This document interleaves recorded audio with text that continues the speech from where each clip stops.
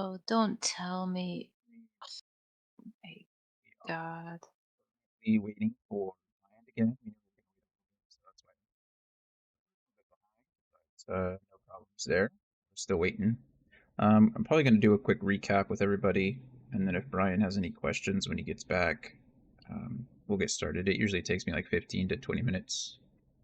My mic is doing that thing again? Really? That's so upsetting. Yesterday it was perfect. I wonder if it's based on the scene. It was at the start, but it's not now. Oh, you know what?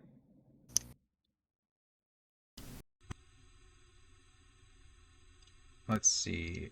How about now? I bet it. Actually, this is probably better because it was set to the original setting. I wonder if I have to do that to all of my scenes now. Yeah, sounds weird good or sounds weird bad? Back. I'll go back. Thank you.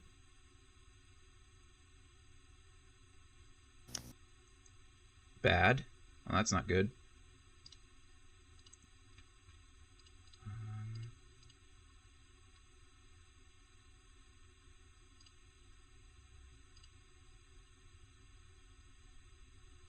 How weird. It does sound. You know what? Oh, now I can hear everything.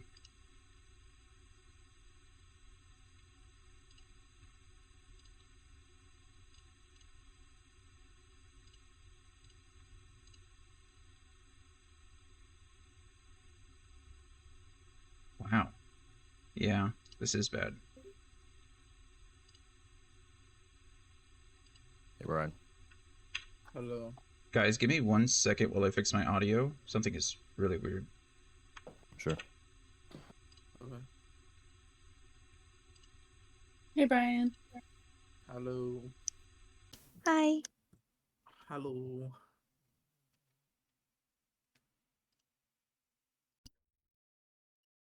Is this better? I think this is better. That's so weird. I just changed it away and then changed it back, and it seems to fix it. Yeah, this sounds much better. Okay, I'm going to turn my monitor off so I'm not hearing myself in my own head, but I think this should fix it for everyone else. Thank you, Anthony, for pointing that out.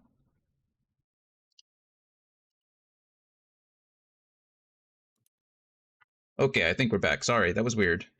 My mic was doing all kinds of funky things, but I think I fixed it. Probably wasn't weird for you guys at all, but on stream it sounded bad. I don't know if anybody could hear it. Okay, well, I think that's everyone for everything. I think the stream can hear me. I think everyone else can hear me. I think everything is good. Could somebody say something in Discord real quick, please? Hello. Hi. Hey, okay, Discord's good to go too, so we can hear everything there. Everyone can be heard. Good. Brian, how are you? Everything good? Sure. Okay. Well, if you need anything, let me know. Daniel, are you doing okay? I know you just got back while I was muted. I'm fine. And you?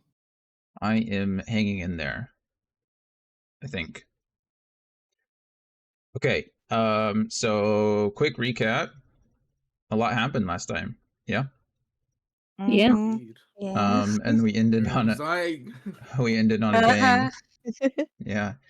So the 2 sessions before, you wrapped up your investigation at the Pont de Paramore, investigating Kaylin going missing. And when you went to report that at the beginning of the last session to Bookworm, you met up with her and Alchrist and kind of discussed your findings. So you were unsure where Todrick was, but excuse me, I keep saying Todrick in place of Kaylin. It's because Kaylin's gone now and Todrick's here. But Kaylin has gone missing. You have not discovered where he's gone to, but you did find evidence of a struggle at the Pont de Paramore. And there was a note left in Kaylin's room requesting that he go there, and it was signed by someone going by S. So you're reported all that to Bookworm. She seemed a little bit concerned that Kaylin was now missing. You did reveal some of your findings to her. I do believe you revealed that both Darl, that Darl was poisoned, and that you imagine that Janusi died or was poisoned the same way. You kind of regained some trust from her. She mentioned that Kaylin going missing was a little bit more concerning than some of the others, mostly due to the fact that Kaylin would have had one of the keys that are able to unlock the High Tower Library, where a lot of dangerous things are being held.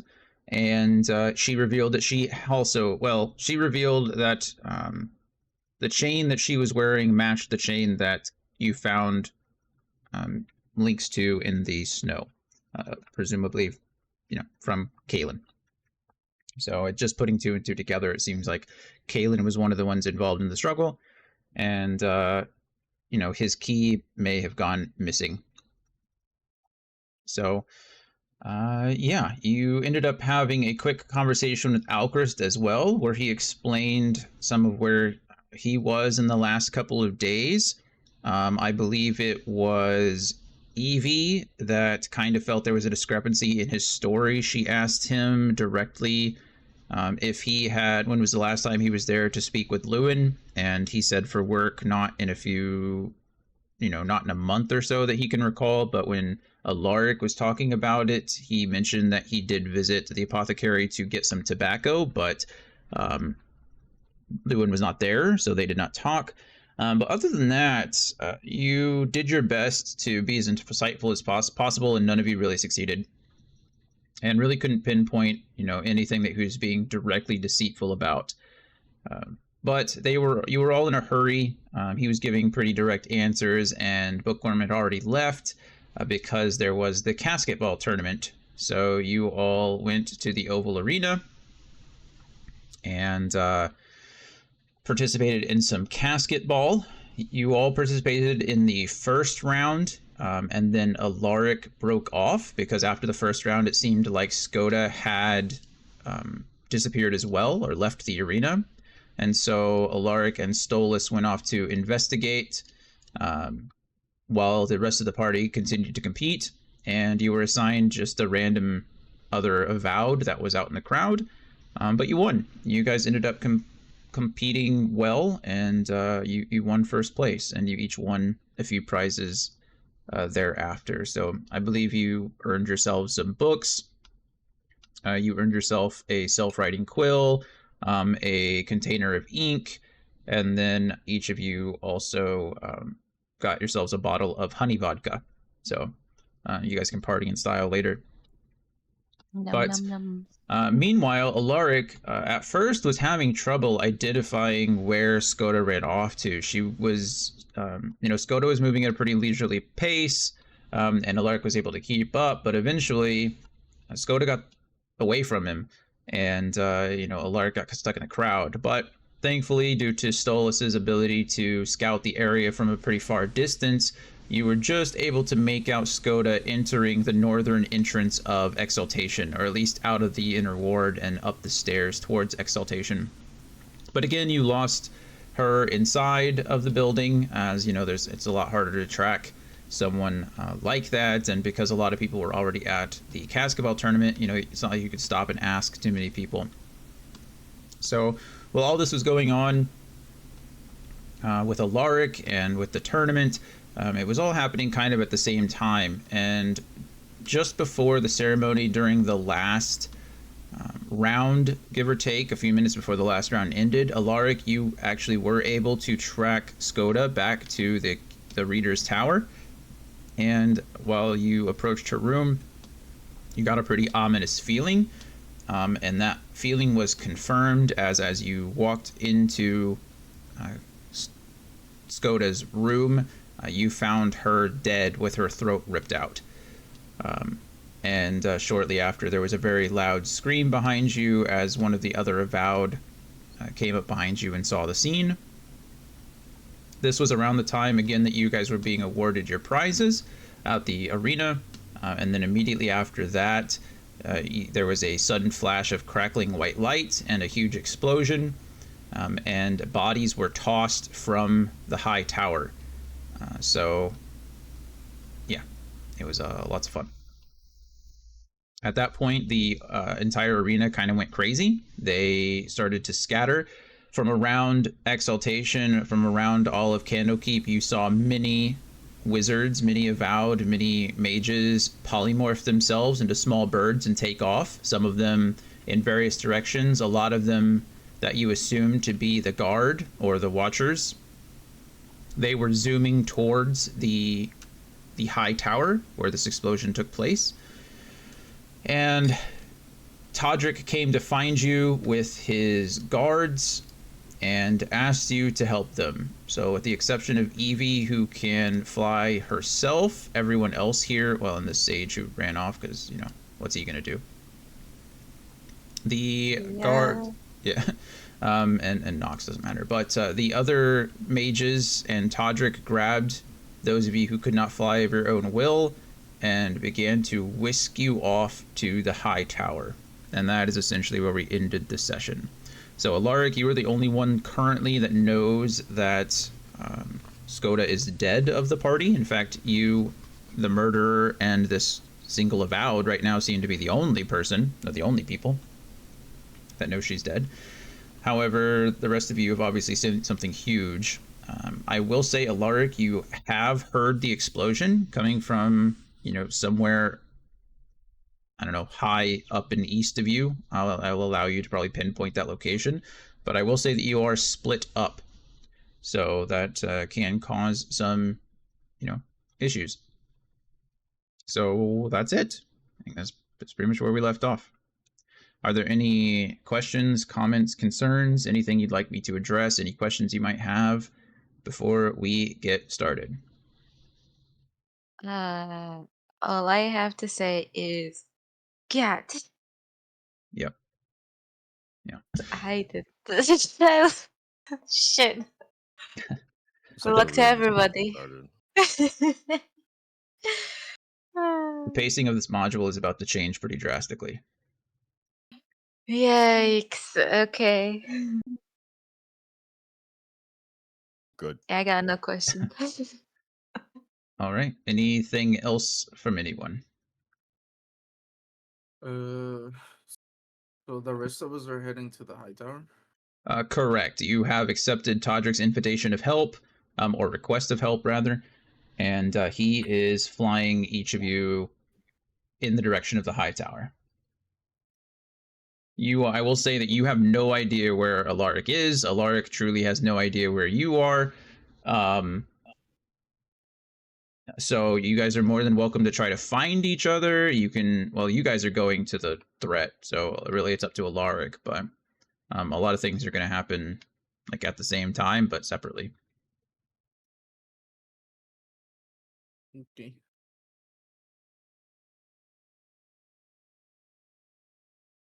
Anyone else? All right, let's get it going. So, we're going to go with Alaric. We're going to say that the three of you, or the four of you rather, we'll pull up this map here, just so you guys get an idea of where we're all coming from or where we're all going. As I mentioned, Alaric, you are in an upper floor of this tower here, the Reader's Tower. The rest of the party, the four of you, are over in this Oval Theater, and you are currently flying in this direction. So, you know, flying is still a speed.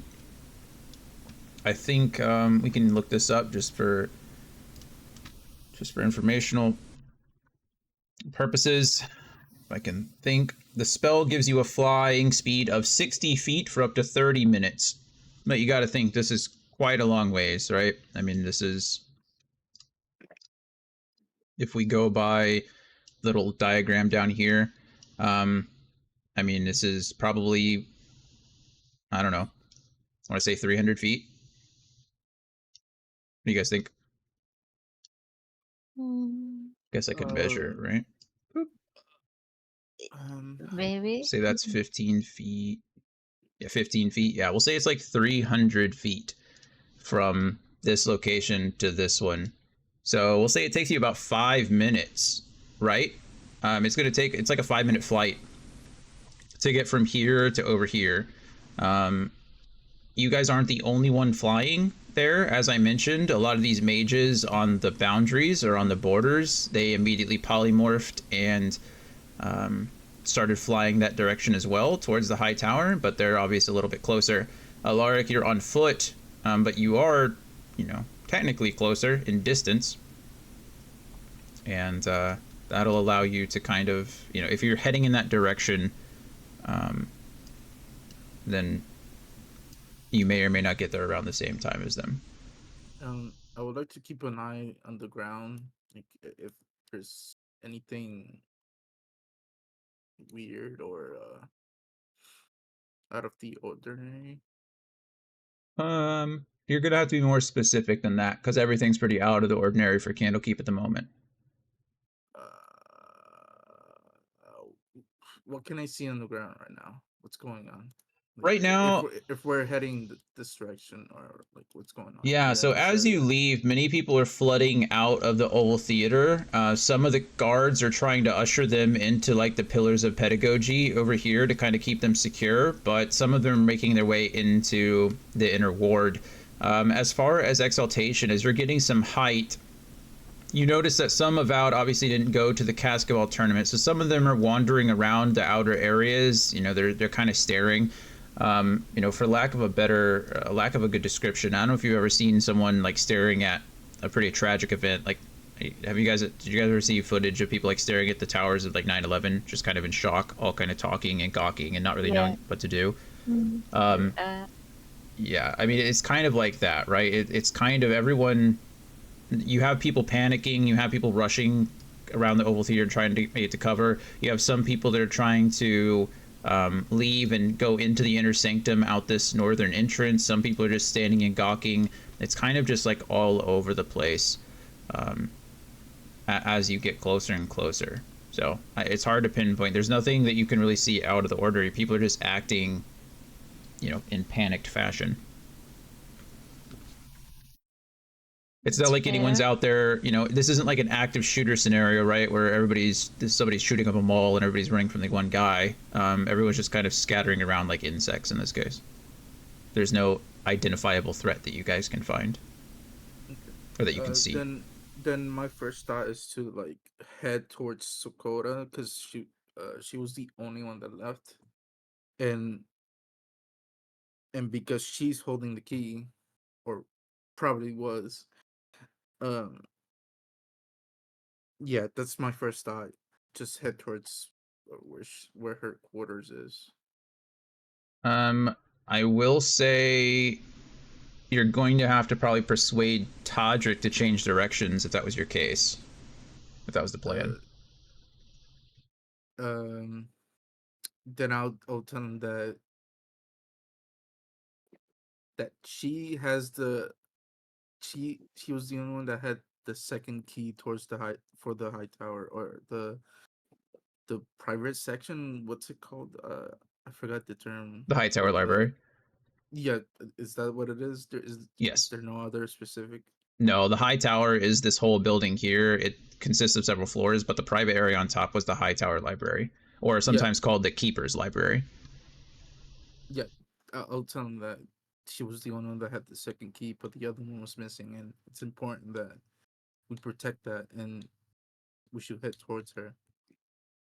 If all this is happening, then either, like, assuming we don't know, obviously about what happened to her, we have to think that if all this is happening, then either she's a part of it and used her key, or someone got the key from her and went to the tower. So Evie would think like we'd go to the tower and see if that person is still there, whether it's her or someone else. Otherwise, all this shit wouldn't be happening, right? Yeah.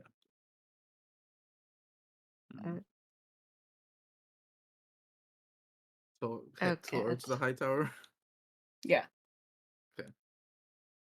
Those are both very astute observations.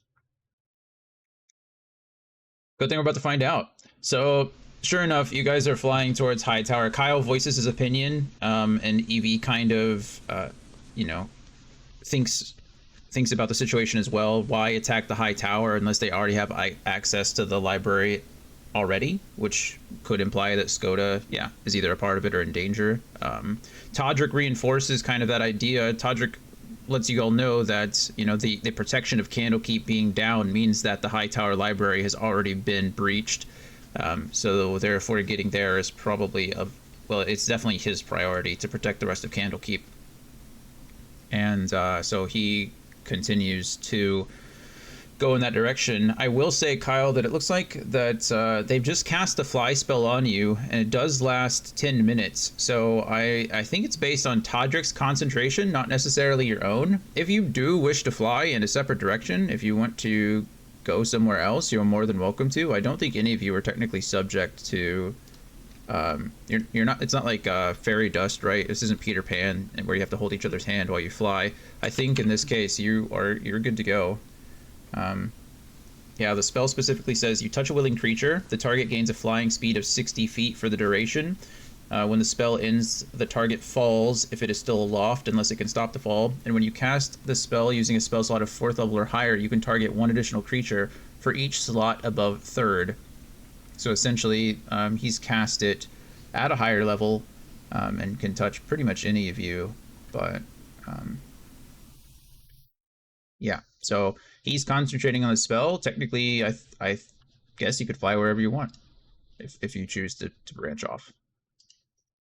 No. Okay. Evie's point makes sense, so I'm heading towards the High Tower. Perfect. Love it.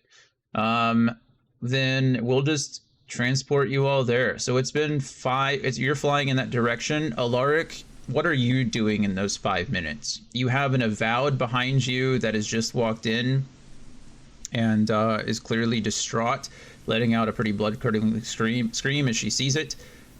You are in control of that situation, but I need you to do something. Are you securing the room? Are you looking around? Are you heading towards the threat? What do you do?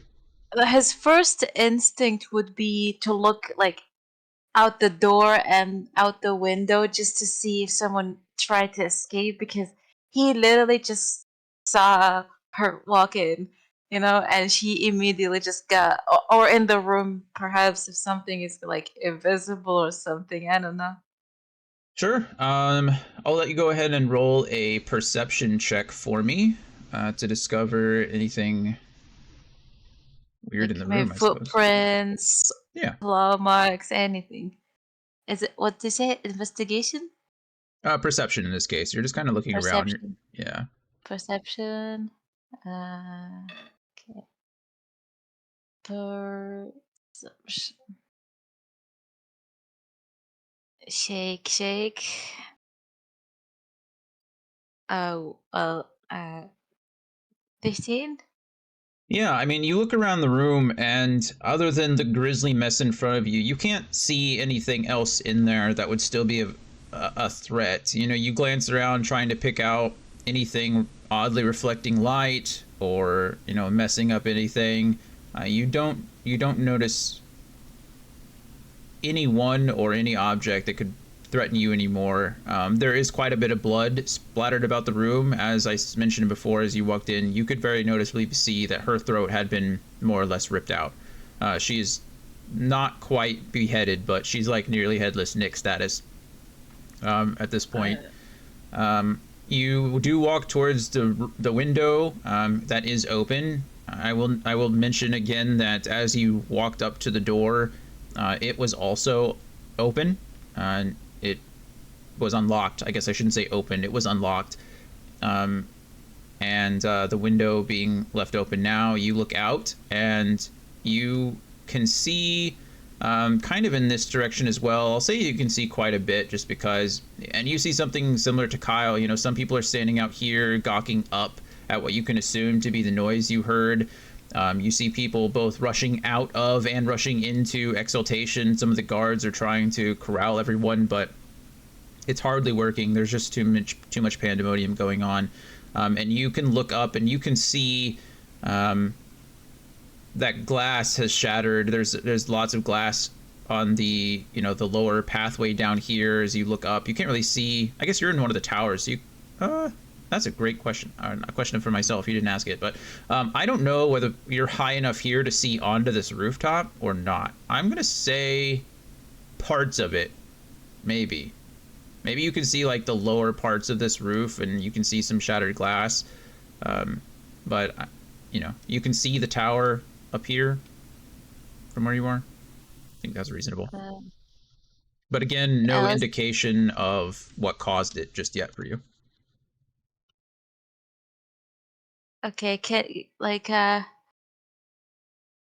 so just a quick question to confirm: is everyone going from like where the explosion happened towards like here for safety, or like away?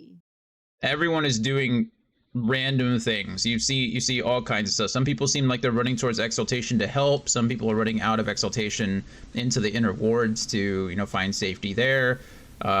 It's a lot. I would say the most that you could probably make out is people flooding out of the Oval Theater out into the wards. That's probably where the largest congregation is, and you could probably even see that from where you are, just because you're so high up. This whole Do I exaltation here, the exaltation here is kind of up on a pedestal kind of thing. do I see my teammates flying? Oh no, I can't really make them from the sky. Yeah, probably not directly from that direction. I mean, they're coming in a pretty straight line. The reason you can see everybody flooding out in this is because of the angle. I would say that you're probably cut off from seeing like Yeah. that well. But you do see people coming. Like I said, you can see some of the guards, and they're polymorphed and they're going in this direction too. Uh, I'll probably tell the avowed that was screaming to like yell like get someone, get the guards here quickly. Yeah, I'm gonna need you to make either a persuasion check or an intimidation check based on whatever you think you'd like to say to the person. They're pretty out Well, of it. uh, I would say persuasion. Let me Persuasion, see. right? Yeah, persuasion. Not trying to.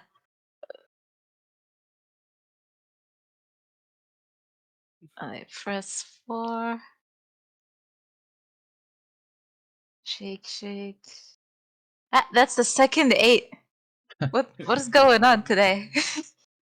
Yeah, the avowed is standing there in the doorway. They just seem to be in shock. They're not. You do your best to get their attention, and they look at you, but you can tell there's like nothing happening behind their eyes. They are purely in shock. And knowing this, you kind of like just have them sit down outside the door, and yeah, they're not moving. They're not going to be able to be much use to you at all. They're not going can to get anyone, that's for sure. can I like yell down to see if someone is at the bottom, like guards at the bottom that could get up and help? Or... You could yell, but you're being the first reader in Rear's Tower. You're at the very top, so I mean, I would say you could try to get somebody's attention, but there's a lot of yelling going on just all around you. Oh God. Um. Well, I think he'll just go down. Then they'll go down to get someone and then go back up, because he's very surprised and not really thinking too carefully, I guess. Okay. So you go down and you do see people running around, and you can grab one of them, and you're trying to send them upstairs to do, or what are you trying to do with them? Help him. Maybe I don't know, search or even help her out, Um, because yeah, I I mean, know he's. you grab a couple of vow to be like, and explain to them, the first reader, is dead. We need to get her help. But you can hear the avowed, as they are talking to you and rushing by is the exaltation is under attack. The high tower has been destroyed. The first reader being dead is the least of our worries at the moment, and they're continuing to just rush on by you. What the fuck? That's a little That's messed up. literally his. Okay. Then can Alara go back and take the key that she had? Just in case, see, well, first see if she has it and just take it. Yeah, interesting. Yeah, you go upstairs, and I will say that the key is gone. The key is not on her person anymore. The chain that she showed you all earlier is missing. Yeah. Okay, Okay, it's so I'll kill her. Alaric has It's okay. yeah. Alaric has taken a couple of minutes to search the area and go try to find someone, convince a couple of Vowed to help her, gone back up the stairs to search the room or search for the key, at which point it was not found. And Alaric, what is your plan now? Last little thing before we change the scene, and then we'll have to figure things out as we go. Well, he's just like just gonna run down and try to find his teammates, because this is big. The key is gone, and in his mind is like, okay, the killer is striking again, and it's hard this time. It's not just. Yeah.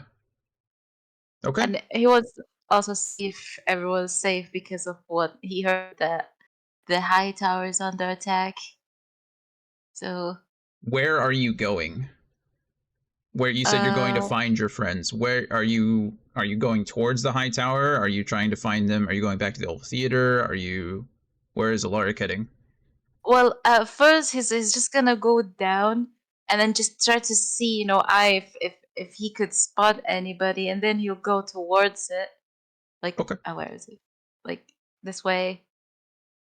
Okay. Perfect. Is this on? Is this like high ground? Like here? Yeah, this is all up. So Oh, okay. Exaltation, this whole area here is on an upper level, and then Exaltation itself, or like the actual building, is up on another level. So this, I think we got another image that I might be able to. Please don't climb me, Shadow. Also, can Stolas be flying just in case? Because he sees people flying. He's not sure. Maybe Sure. he'll spot Evie. So you can kind of see how all this is built up. This is like the Court of Airs, and then as you go up, this is kind of mirrored, actually. It's backwards. I believe that this should be over on the left, and this is the Oval Theater that should be on the right. So it's interesting that this artist did this. I think this is kind of backwards. Also, it has everything kind of built up onto itself, whereas Exaltation is actually at the front here. So yeah, this is technically the high tower. It is the highest point in Candlekeep. This is a really cool representation, but if you look at it according to the map, it's maybe not 100% accurate, but still cool. Like you can even see, yeah, I feel like this is just mirrored. I feel like they drew it opposite of the way it actually is, because this over here should be to the left. You've got the forested area over here with some trees. This is where the apothecary should be. So this is like the western inner ward, which should be over here. Regardless, anyway, you can kind of see how it's all tiered up. But I will say that this is accurate in the sense that although it should be at the front of the area, it is. You can definitely see it's the highest up there. Maybe this is actually a better representation. This is actually the official image that comes with the book, the module. This is what we're looking at here. So you guys are over in the Oval Theater in this direction. And then Alaric, you're up here in this tower. This is High Tower here. This is like the lobby area. So all of these, there's like an entry area to the library. This is here, and then the High Tower Library is up there. So, And everyone is running like this way, right? Correct. Yeah, they're kind of. I mean, they're running all over the place. I would say everyone's kind of leaving the Oval Theater. You can see people running and trying to escape the exaltation here into the inner wards. The Emerald Gate is shut. However, it doesn't seem like anybody is going in or out of the Emerald doors at the moment. So everyone's just kind of trying to escape, and you can see people from the high tower where you were. You can see them entering various libraries, just kind of trying to get to shelter, more or less. Oh shit. Shadow, you know I love you, but if you claw me in my nether regions one more time, you and I are gonna box. Hands, paws, whatever Just it is. straight up. Hand to paw combat. We Who would are. win? Well, he weighs 20 pounds, and I weigh quite a bit more than that, so I think the odds are in my favor. Holy goodness, cat! Here, Let the stay. odds be ever in your favor. Yeah, no kidding. Okay, so Alaric is heading in the direction of High Tower. You all are flying in the direction of High Tower, and the group will get there first. So I will recommend that if you are part of the game, do not watch my stream. You can have the chat pulled up. You can listen if you want, but there are things on the screen right now that are hidden that you should not be seeing. And as you arrive on the scene, it's pretty gruesome. Todrick and his 4 guards kind of guide you in. Some of these glass windows are all busted out. It doesn't show very well, obviously, in this image because this image is pretty. But these windows are all completely busted. And as you look across, you can, in fact, see a pretty grisly sight. Across from you is a large, fiendish creature, and he is surrounded by the bodies, potentially dead, of several mages and priests. And in fact, as soon as Todrick and the other priests land, they push forward and attempt to engage the creature as well. And the creature lets out this bellowing roar, as well as an exhaltation of some kind of gas, some kind of putrid stench that even you guys can smell as far as you go. And all of these individuals fall unconscious. See if I can get there we go.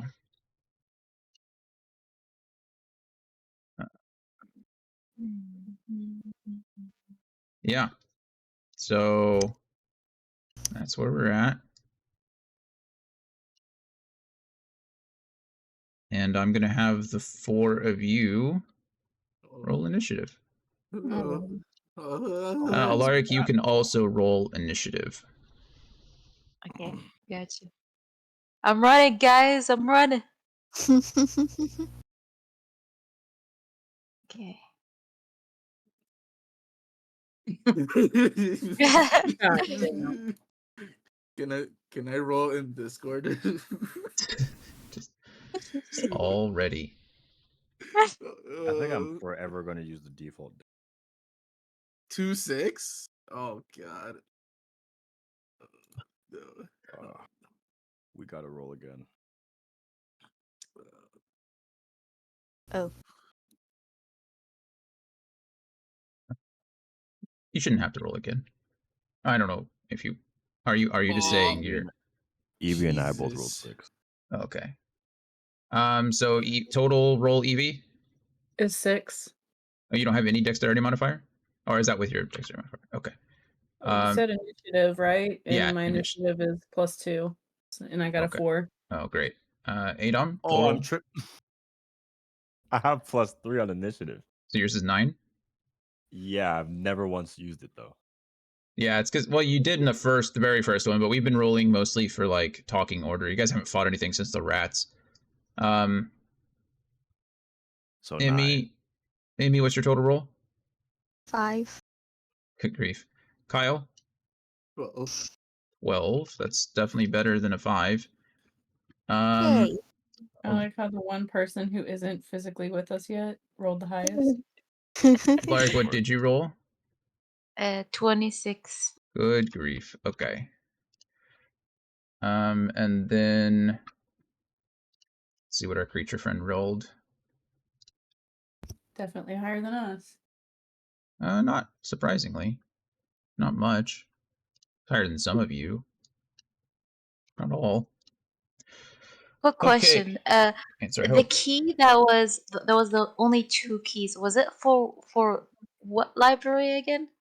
The It Hightower was on Library. The library directly above the room that you're in. Okay. Sorry, I'm just typing the name. So It's all good. Yep. Hightower Library. This is called, the room that you're in now has a word as well. This is called the Skyscraping Lobby. Oh, Fire. This is people can visit this place. A lot of tours, like if you're touring, a lot of the Avowed come here on occasion. You can walk again. As I said, Hightower is made up of like a few different levels. You have like the lobby area at the bottom. You have some classrooms and some magically enhanced rooms for experimentation and study in the middle. A lot of the readers use those regularly, so they're not really accessible to the Avowed. And then up here you have the skyscraping lobby, and then directly above that is the Hightower lobby, or not the Hightower lobby, excuse me, the Hightower library, oftentimes called the Keeper's Library, because the only one who has access is the Keeper. He can grant permission, or the Keeper can grant permission to other people to use it, but no one does. So you guys are in the skyscraping lobby currently, and the key to the Hightower library is which is directly above you guys currently. That is held, to the best of your knowledge, by Kalen and the gatekeeper, or the warden of the gate warden, and the keeper of the tomes. And because the keeper of the tomes is deceased, it went to the first reader, which was Skoda. So potentially both keys are missing, but yeah. Okay, Alaric, you were heading directly towards them, but we're going to say that it's still going to take you a bit of time to get all the way up there. There's still a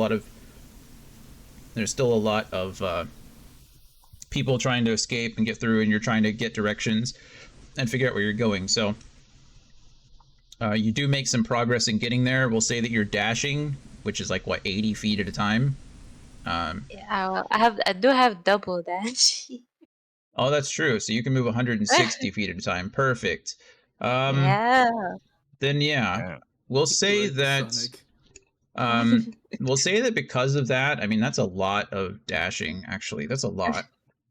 We'll say that you're going to miss this turn most definitely, but we'll say that you can appear at the next turn, potentially, depending on what happens. So, Speed. go Speed Racer. Anyway, Kyle, it is actually your turn. What? Really? I'm not kidding. We're, for the sake of simplicity, we're going to hide all of these bodies for the moment. They are still there. They still pose a risk, but I don't really feel like dealing with all of them at the moment. So we're going to go ahead and hide those. So your only concern is actually, we'll do this. If you'd like to try and help the people that just got completely obliterated by the beast, then that's your own prerogative. If you'd like to do something different, then also your prerogative. I will say that this whole area here is can provide cover, but it's also an obstacle. So you can go underneath these. These are like big arm things. You can see that they're like giant clocks built into the wall. These are still kind of attached, so you can go under them no problem, but this whole mechanism here is like built into the ground. So it's like this big tower in the center. You can't go through that. Am I still able to shoot between? Yeah. Like I below said, it? yeah, you're good. You're good. These are Okay. several feet into the air. I don't know how big, but yeah, you're good. Okay. I move 25 feet to the left. Love it. Oh, Bark. over here. Can I see the beast? Yeah, you certainly can. Okay. Sharpshooter penalty. Yep, all you. Oh god, I forgot how to do this. Don't worry, you'll be doing a lot of it soon. Out of character question. Mhm. Is this the beast that me and Adam had a glimpse of, like at the tower? Hmm. Wow. That's a good question That's a great question. I don't know. because this is Fair a enough. tough sailing Don't through these answer waters. that. Don't answer. Maybe could be something like that. Okay, good something for Alok to see when he comes Yeah. back. When he gets there, I mean.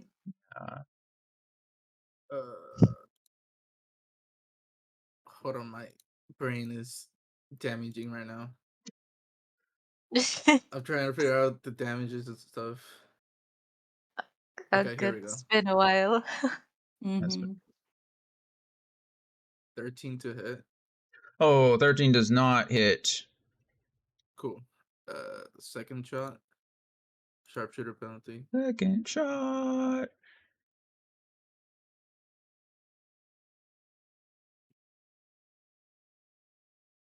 14. Wow. Okay. 14 also does not hit. Uh, Boom, boom. You fire 2 shots, and the creature's natural armor just kind of brushed them off. You hit some of the spines along its back, as it doesn't seem to really be paying attention to you, and it's bent over.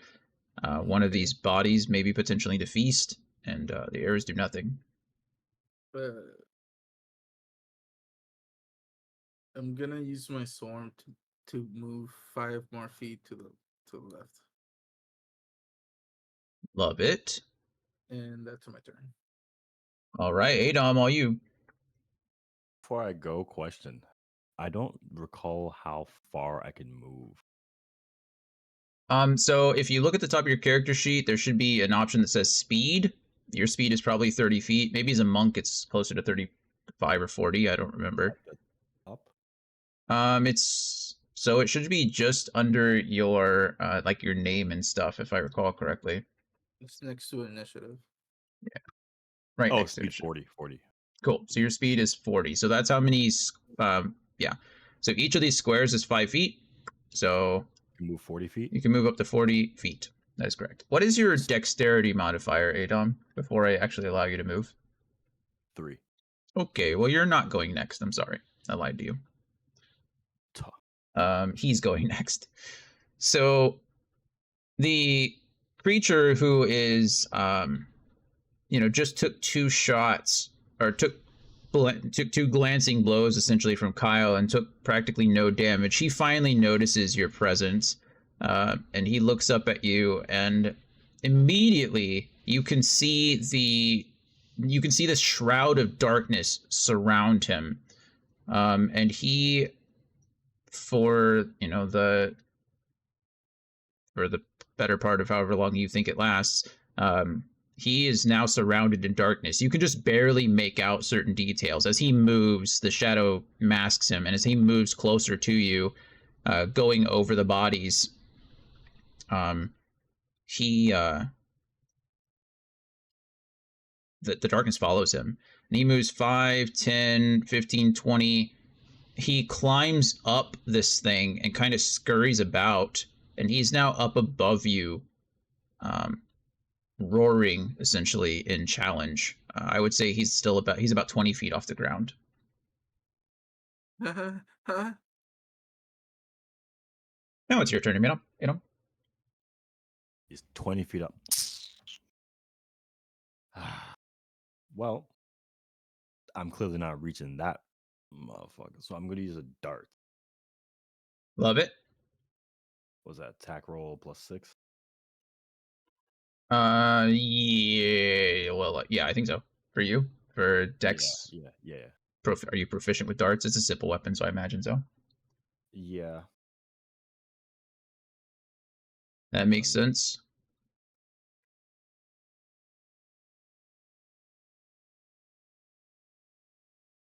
22 total. 22 will hit. Oh, wait, I'm so sorry. Give me a second. I think you might have to roll that with disadvantage. Ta. He is being surrounded by darkness. You cannot see him. Magical darkness spreads from a point you could choose within range to fill a 15-foot sphere radius. Don't worry about that. It just surrounds him. The Even with creature, dark vision? a creature with dark vision can't see through this darkness, and non-magical light can't illuminate it. If the point you choose is on an object you are holding, blah blah blah, completely covering the source of the darkness with an opaque object, that doesn't matter anyway. So, yeah. All right, I'll roll again. He's completely obscured.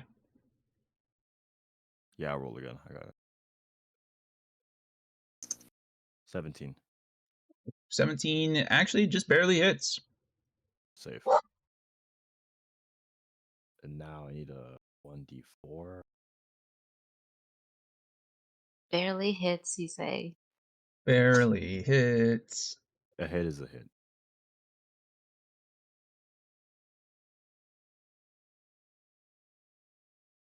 True. 5. 5 whole damage. Only 3,000 more to go. 3. No, you're fine. Bro. All right. Anything else you'd like to do with your movement, or any bonus action you'd like to take? Yeah, I'm gonna move. Let me see. Here.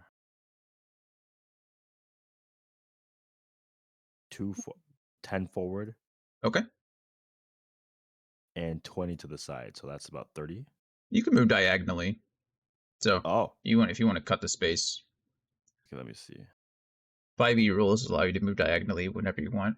Earlier editions, it was different, but whatever. Gonna move 25 feet right there.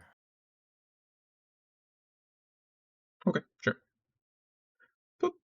That And was 10. actually only be 5, 10, 15 feet. Oh, You move diagonally through, so that's 5. This is 10, 10. and then 1 over it would be 15. 15. Yeah, okay, 15. 15. Okay. Evie, it's your turn. Hey, it's Chris. I am proxy for Evie. Hello, Chris. She says she wants to do. She says she wants to do gust of wind to clear the vapors in the smoking area. Okay, we can certainly try that if you'd like. All right. What up, Chris? Go ahead and let us know or remind us what gust of wind does and how you'd like to use it. Of course, you'd ask. Yeah. I'll let you know. Okay, so gust of wind, it's a second level spell, and it's concentration. A line of strong wind, 60 feet long and 10 feet wide, blasts from you in a direction you choose for the spell's duration. Each creature that starts its turn in the line must succeed on a strength saving throw or be pushed 15 feet away from you in a direction following the line. And any creature in the line must spend 2 feet of movement for every 1 foot it moves when moving closer to you. It does disperse gas or vapor, and it extinguishes candles, torches, and similar unprotected flames in the area. It causes protected flames, such as those of lanterns, to dance wildly, and has a 50% chance to extinguish them. And then with bonus actions later, you can move it around. So I will say that if you shot it from there, you would definitely be hitting Evie. If you would like to move out of the way, I'm sorry, Evie would be hitting Emmy. If you'd like to move one direction or another, you could probably get around Emmy and use it that way. Okay. Thanks for being patient with me. Of course. Let's move that diagonally to be on the left side of the Emmy there. Perfect. Do you want me to do it for you, or you got it? Or if you would, yeah. Yeah, of course. Not a problem. So Evie pulls up alongside Emmy and does in fact cast a gust of wind. So it is a 60-foot straight line. Let's go ahead and see if I can draw something here. We're going to do... we'll do 5 by 60 here. Oh, that's not what I want to do. You guys can see the this one, right? Yeah. Perfect. Should be able to rotate that around. That was weird. Why does it only let me do it in increments of 30? Oh, there we go. I can do it however I want now. Okay.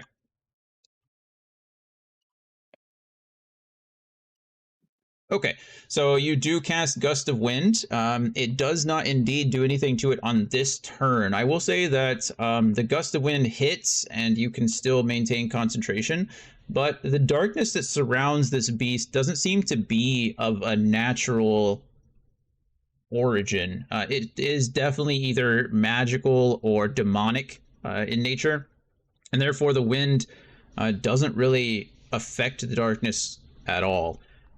It's not a vapor. It's not a gas. It seems to be like dark essence pouring from this creature that just happens to disrupt your view of it. However, all the other effects still take place. So if it chooses to move towards you in that direction, it will have to make a strength saving throw when it starts its turn. And then if it succeeds and wants to move towards you, it will need to expend extra movement to do so. So that is your action. And you still have some movement if you'd like to use it. You have a bonus action if you'd like to do that, or you can just end your turn.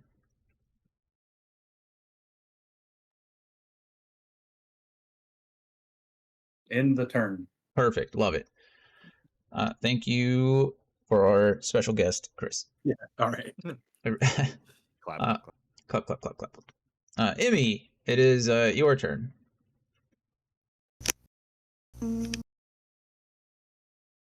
So it's is it still covered in darkness? It is indeed still covered in darkness, yes.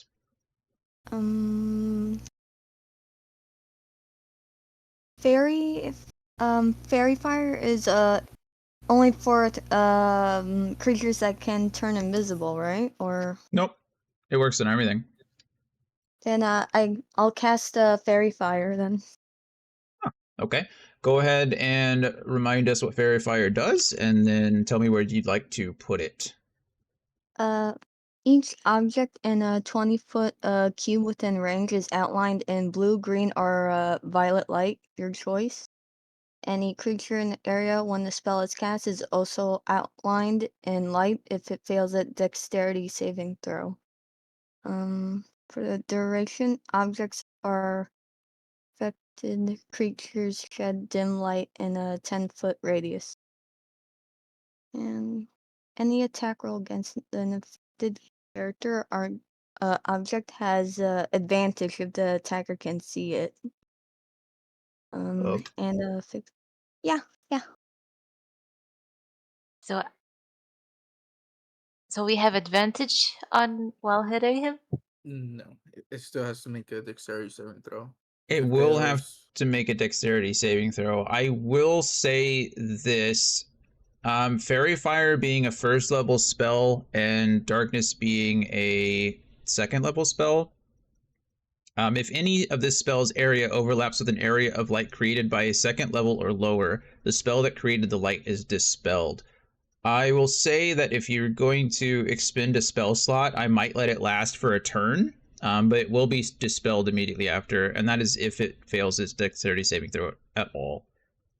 So it's up to you. I will allow you to use the spell slot if you would like, in order to get, we won't say advantage, we just will say a normal roll. So you can negate the disadvantage for a turn, or you can reevaluate and do something else. It's up to you.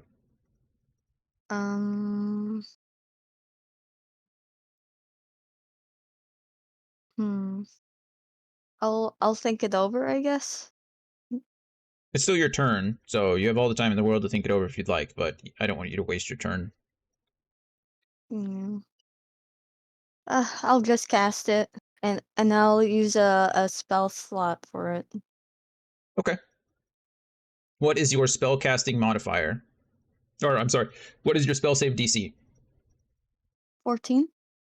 14. He actually fails.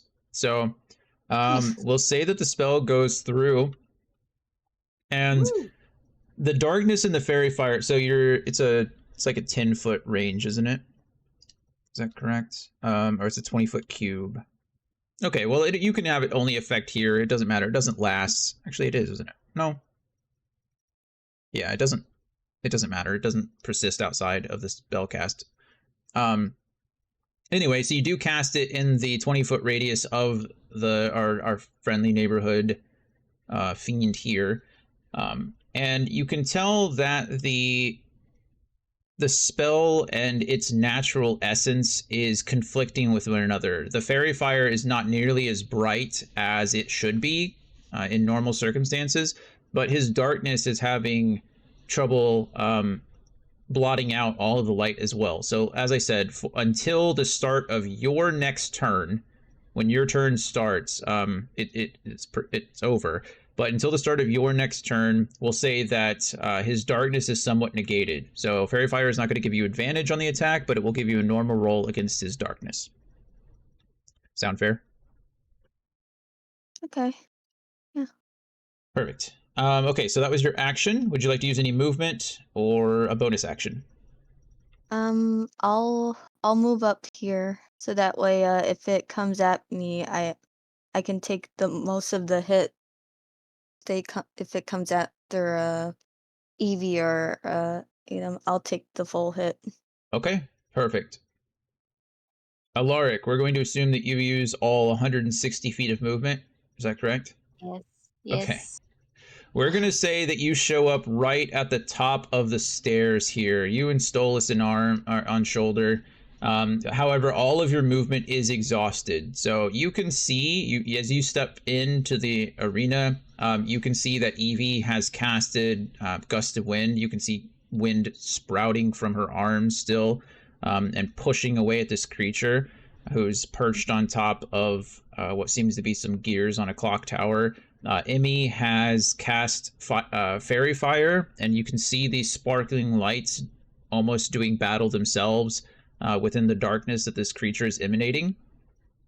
And everyone else is standing ready. So, What the fuck? Hey, I'm back. welcome back. Thanks. So I can't really act on this turn since I used both of my my bonus action and action to dash towards you, right? That is correct. Yeah. If you have, yeah. So you used everything, I guess. You could use a reaction, I suppose. You still have that. So if you wanted to do something as a reaction, you could. But action, bonus action, full movement, probably all gone. So I put you in here just for your reaction if you wanted to use that with something. Whether that's a pro or a con, I don't know. That's up to you.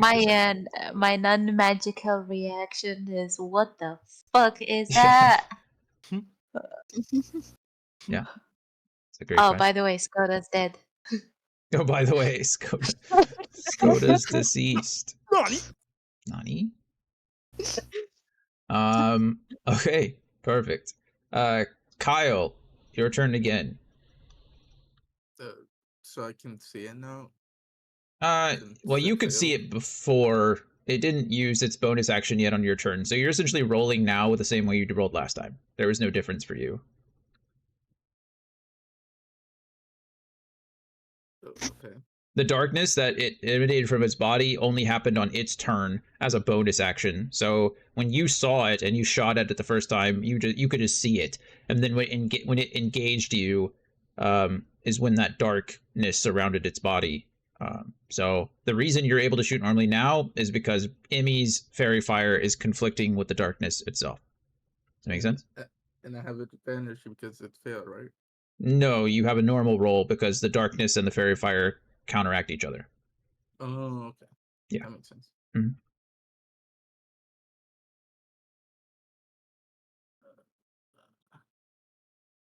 18 to hit. 18 does hit. Yep. Woo. Dolus encouragement gives the good luck hoot to everybody. So you guys get to roll 20s and hot, and Hoot. something like that. Hoot, hoot.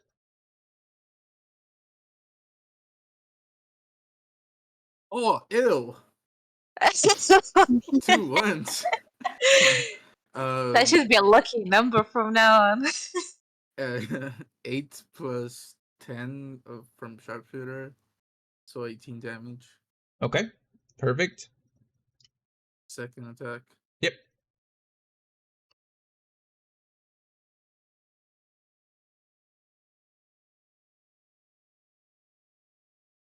Oh God. Misses. The fairy Uh, fire is not strong enough to allow you to hit through. It's as it dodges your first attack, you aim where you think it is, but that shrouded darkness allows it to blend in just a little too well, and your second shot goes stray. uh, Bonus action movement.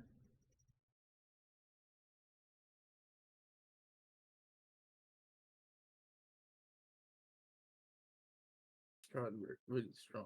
So, um, Gonna go climb on top of Alaric's other shoulder. I get it. probably no. Um, yeah, fuck it. I'll use my bonus action for health points. So it has to make a dexterity saving throw. You said Hail of Thorns? Yeah, Okay. Dexterity saving throw. What's it trying to beat? 13. Yep, it certainly does do that. It succeeds. It succeeds. Yeah. Okay. So it takes half of 1d10. Okay. Go ahead and roll it. 1. Right. Giddy. It's one less than I had a second ago. Yep, indeed. Okay, And so go ahead. I gotta move. Sure. Let's see, where should I move? I don't want to get clustered. So How do you pronounce that, Jonathan? Mosquito. Oh, The name Mosikoto. Mosquito. Can you see that in the What? initiative tracker? Yeah. Oh, that's a bummer. Yeah. it's my turn. I wasn't supposed to. Oh no, you're fine. I didn't know it would show up. I didn't know if you guys could see that, honestly. There you go.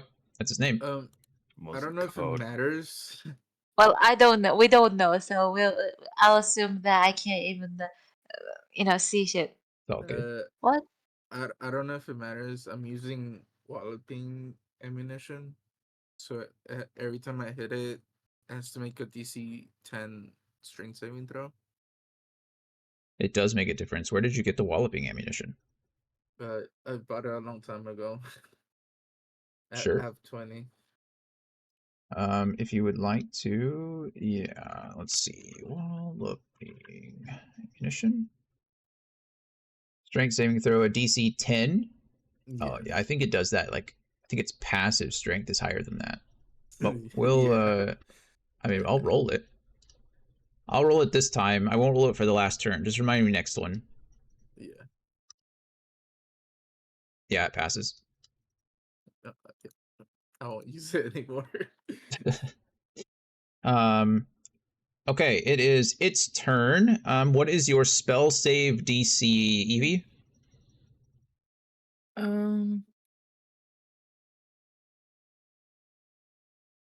15. 15. It succeeds and is not pushed back by your gust of wind. Oh shit! I know, crazy, right? Move back, bitch! Move back.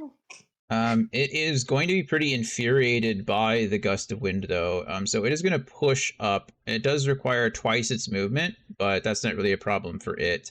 So we're going to go 5, 10 here.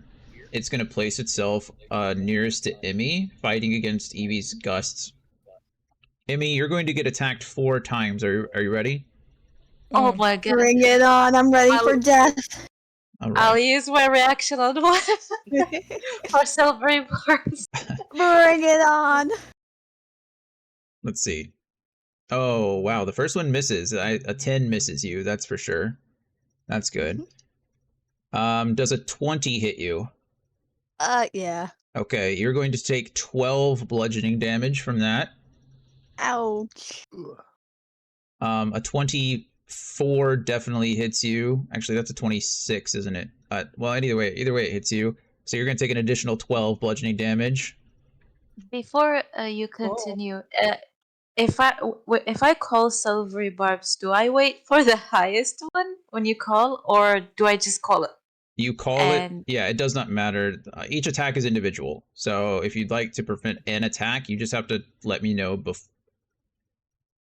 you like roll. as I'm rolling it. Not before, it's after. You call it after it's a hit. That's essentially what it says. If an attack succeeds, you can use silvery barbs Okay. to potentially make the attack not succeed. Okay. Okay, so it hit you twice. This is the third hit, which is in this case What was the first one? 12, and now you're taking 15. Silvery barbs. All right. I think I'm down though. No, there's no way. 25. Is- Oh, the 14 still hits. It takes the lowest, so either way it hits. Oh shit. And this is And a 15. So you took 39 points of damage there. I'll give the I think I'm down then. Because damn. like before the tournament, I took damage, Oh, so yeah, I you was took up damage to from like the tournament. 20, We're not fully healed, 26. Oh What? yeah, she was the only one that took a lot of damage. Yep. I took 5 damage, but I don't know how much. I took only 2, so How much HP I'm do you good. have? What level are you guys? You're 5, right? Yeah. 5. Yeah. How much is your Mhm. total HP, Amy? 36. What? That That seems makes Ooh. that that seems makes low. sense. Yeah, that makes sense. I'm 40. My maximum HP is 40, and I'm taking average only. I'm not rolling for it. Unless you're rolling. She might have rolled 1. I feel like we've been over this before. So you're level 5, so it would have been 8 plus con mod. Your con mod is 11, or your con mod is 3, right? What's your constitution modifier? My concentration. Constitution. Oh, constitution. It would be 2. Okay, so that's 10 at first level. And then if you took 5 each time, that would be 20. So you would be, yeah, I guess that's right. If you rolled once. Okay. Well, if you're down, you're down. That's a bummer. Tough. Also, I'll give the advantage attack roll or ability checks to aid them. So you have advantage on either an ability check or attack roll. I mean, on your next. Oh, I'm stunning this hoe. Oh, Go bang, for it. Jubei. The good news, Emmy, is that you don't need to roll a DC or a strength saving throw to be knocked prone because you just went down to begin with. Let's see. You're not dead. You are unconscious. Where is my unconscious? There it is. Unconscious. Boop. Ah, okay. All right, and then it is going to use its remaining movement to push up on Evie. Boop. Oh no. It's right in your face. Oh no. I'm sorry.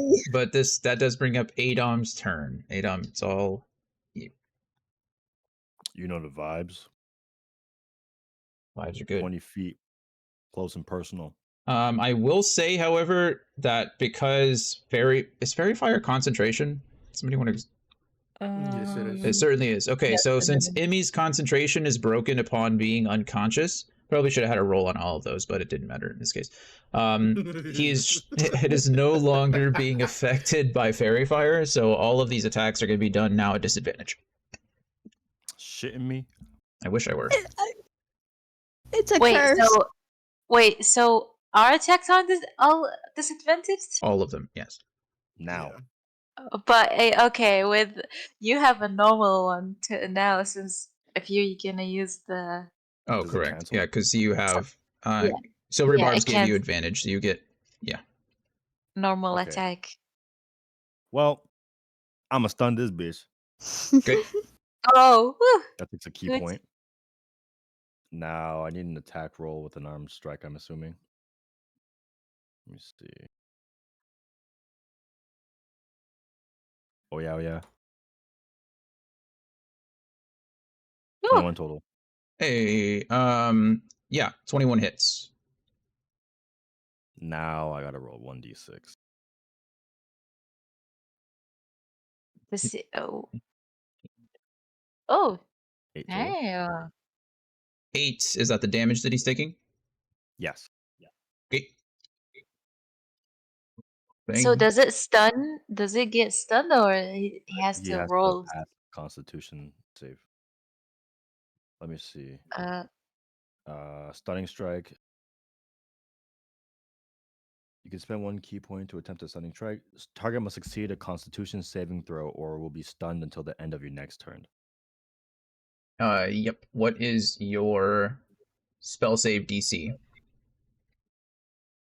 Or your technically your key save DC, because it's your key, not spells. But should be Forgive me. on page There. 3 at the top, I believe in the middle. If it's not written there, I can tell you. Should be on the 3rd page of your character sheet at the top in the middle. Spells? Like Correct. spell save DC is 14. Okay. 14. So it has to beat a 14 Constitution saving throw? Correct. Alrighty. Good news is it's a little lower than his strength modifier. Just by a little. It ain't good news till the bastard's stunned. It did indeed succeed though. Hey. get So stunned. no, he succeeded the saving throw, meaning he's not stunned. Oh shit. Fuck. Oh shit. So not stunned. That's it. But I believe you can still use all kinds of cool stuff because you're a monk. So do what you need to do. Well, I still have an extra attack. Yeah. So I'm gonna do it again. Yeah. Sounds about right. Does that take away 2 key now? Are you trying to stunning strike again? Yes. Then yes. Okay. Is this one no longer with advantage? Correct. So now I have disadvantage. Correct. Okay.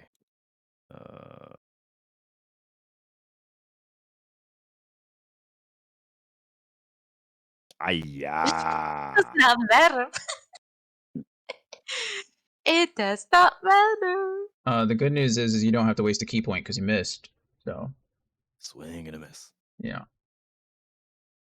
Okay. It's now this is an added character question because it's not listed on my character sheet. Yeah. I don't have patient defense, do I? At You level should. 5. And I don't think so. I don't even know what patient defense is. It's like your it's like the rogue version of evasion or something like that. You get that at level 2. You should have it. Oh, so I just didn't write it down. Probably. Interesting behavior. Let me double check the 5e guide real quick. Lickety split here. What was his dog name? Milo? What is it? Milo. Milo, get you every. The ever. Okay, I could search the site.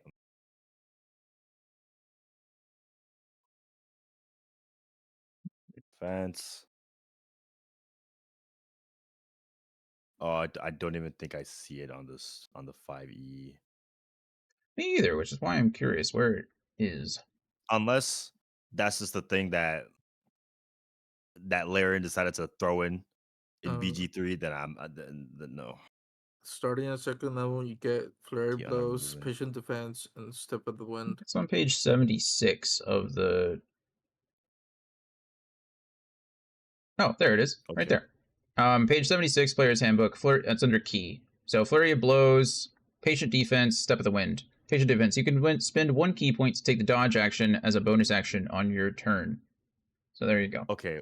Before I do that, Yep. I will like to move closer to Evie. I will say that you can't. So the reason I'm saying that you can't is because of part of martial arts, which is also on page 76. When you use the attack action with an unarmed strike or a monk weapon on your turn, you can make 1 unarmed strike as a bonus action. So you attacked and you hit with the stunning strike, but the stunning strike didn't stun. Then you attacked again as a bonus action and missed. That's the bonus. So that's your action? bonus action as far as Oh. martial arts goes. However, you did spend a key point. Oh, well, that doesn't help you either, because key fueled attack at 3rd level says if you spend a key point or more as part of your action on your turn, you can make one attack with an unarmed strike or monk weapon as a bonus action, which you've already used. And I missed, yeah. So I'm just. Oh, never mind. Don't listen to me, man. At level 5, you could have just told me to shut up. At level 5, you get extra attack. You can attack twice instead of once, whenever you want. So action, attack once, hit, attack twice, miss. You still have your bonus action. So whether you want to use patient, you're good, man. Okay. Whether you want to use patient defense or whether you want to use another key fueled attack to attack for a 3rd time, you can do that if you want. It's up to you.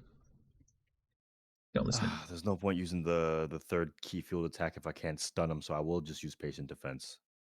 Okay, and perfect. Hope that Evie can disengage or back up. Love it. Okay. Yeah. So you, if you're using it, you can spend an additional key point, and now you are dodging. If you'd like to do that as your bonus action. Yeah, okay. So now I have 3 out of 5 key. Perfect. Any movement you would like to take? I can actually move now? Yeah. You can move at any point in your turn. Up. Yeah. 1 step closer to Evie. Okay. Just so I could potentially get in the way of this Mozzicato looking ass. Mozzicato. Perfect. Love it. Yeah, his name. It's like my short-term memory just forgot this. Like it looks like it. It looks like its name. You feel me? Oh my god! Yeah. Ugly ass.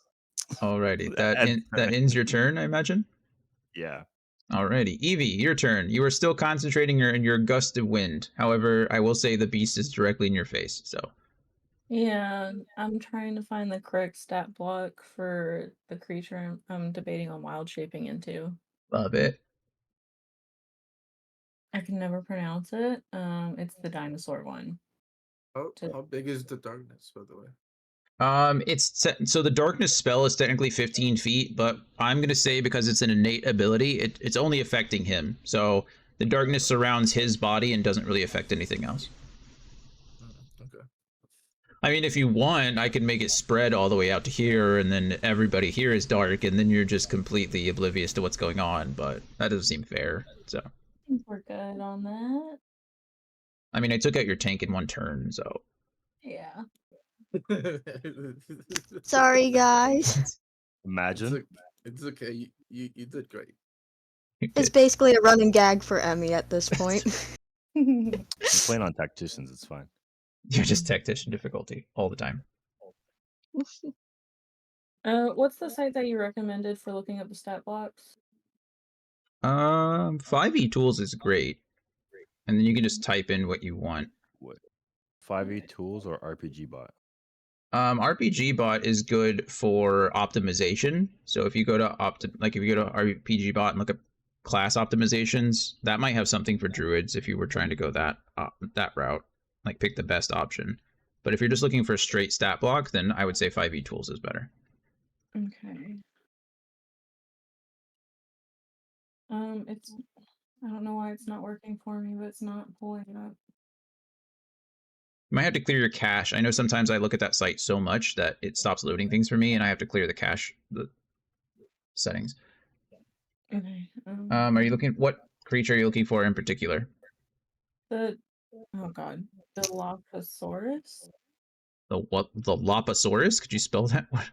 Dilophosaurus.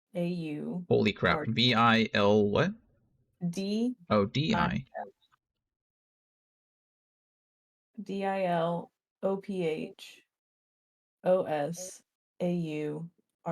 Yeah, that's not pulling up for me anything for me either. Might just. We're sure it starts with a D. Yeah. The only dinosaurs that you've encountered started with a D are the Deinonychus or the Dimetrodon. Maybe it was the Deinonychus then. Deinonychus was the thing you used when we fought the Meanlocks. Yeah. Is that what you want? That one. Deinonychus. DEIN. And then, yeah, I don't remember which one I used, but I don't think it matters, honestly. I think they're the same. Yeah, I think it's the same thing. Okay. Okay. Deinonychus. You're welcome. So you're trying to wild shape into a Deinonychus? Yeah. You can still technically keep your gust of wind going. Yeah, because it's concentration, and I thought you said as long as I cast something like that before a wild shape, I could maintain it. That is 100% correct. Awesome. Thank you for not turning into a spider. That would scare Alaric a lot. I mean, maybe Too it scared this distracting. fucking little bat-looking minotaur motherfucker. Minute. So It are you, looks like It's he's gonna got like a does. bat-faced minotaur. I Facts. know. I was saying the same thing in my brain. I was like, I see this. This looks like something I've seen before. Ugly. are you in fact becoming a Deinonychus? Yes. Okay, let me. I don't know if I can just. Pink Deinonychus. Oh, cool. Do this. Pink. Do this. Pink Hey, that's Deinonychus. super cool. Can't just make it pink. I'm sorry, I'm not that good. Aww.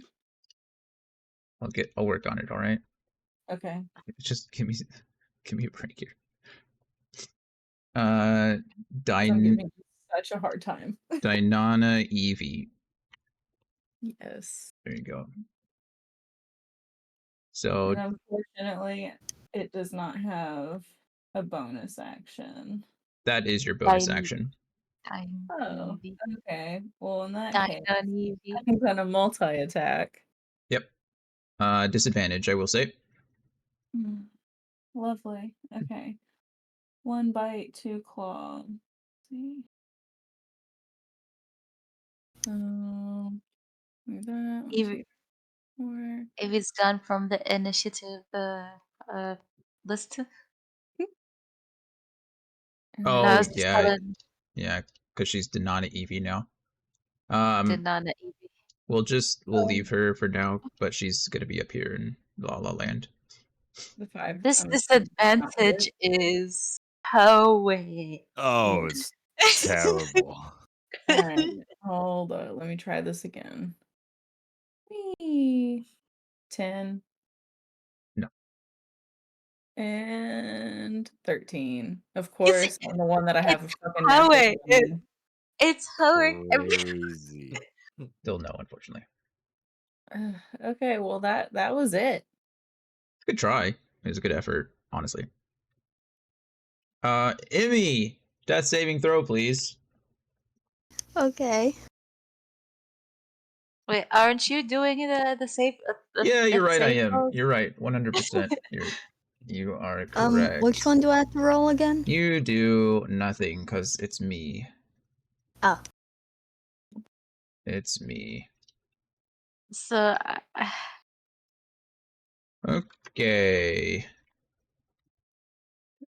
I'm like thinking, like Huh? if I try to help Emmy up with like administering like a health potion, he's most likely just gonna smack her dead again.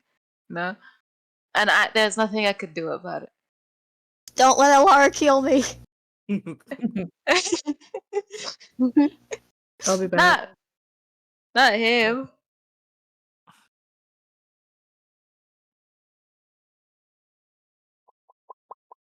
I wonder, can I use like, can I drag her? Like if I like for example get like here or here or somewhere, can I drag her away from the guy? Yeah, but it would take half Uh, her movement. yeah, you would your movement speed would be decreased by half, but I could say you could do it, sure. You can do it, buddy. Uh, yeah. Let me. So I'll have to use my action, right? To do it to drag her out. Yeah, I would say it's an object interaction. It's not a free object interaction. It's something you have to manipulate in the world. So yes, I would say that you to drag someone would be Okay. So if I use my bonus action to dash, so that gives me 80 feet, and I could move diagonally, like I can't get over this, right? Because it's You can go under this. Yeah, all this is here. It's kind of just in the way on the map. You know, you're looking at it vertically, but the only thing you really have to worry about is this octagonal thing in the middle. All this other stuff you can kind of move around. Oh, I Or can move under, move rather. So, okay, I'm gonna use 25 feet of my. Still, is just gonna stay here. I'll link it. It's gonna stay here and dodge. Eat the bird. Okay, so your Nice. bonus actioning Dash. dashing. Okay. Yeah. And because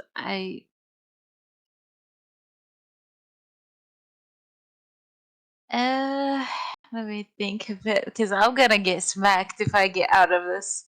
Essentially, yeah. Hopefully, Wait. it If tries you're to attack me. And yes. commits it. Wait, so if I at least drag her if I drag her here, like for example, like right here, Uh-huh. I don't provoke anything yet, right? Correct. Okay, so can I do that for now? Because I want to use my next turn to drag her out completely. If you would like, if you're going to use your full turn to drag her out of somewhere, I'll let you use your dash. I'll let you use an action to dash, your bonus action to dodge, or disengage rather, and then pull her out if that's what you want to do. But you said the pulling her out is an action, so I only have on my bonus. For lack of a better term, she's an object in this case, right? So your speed will be moved. She's unconscious. Technically, you're supposed to use your action to pull her, but if you're going to use your whole action to do it, you were here, so you have 80 feet of movement. Yes. So 5, 10, 15, 20, 25, 30 to get here, which means you have 50 feet of movement left. If you're dragging her, you only have 25 feet of movement. So if you wanted to move her back 25 feet, I will allow you to do that. Okay, yeah. In that case, yes, I will disengage with action and drag her with me. Okay, then if you're moving 25 feet to here, then Yep, all the way back. then she will be dragged here. Since she is not using her movement speed, she does not provoke opportunity attacks.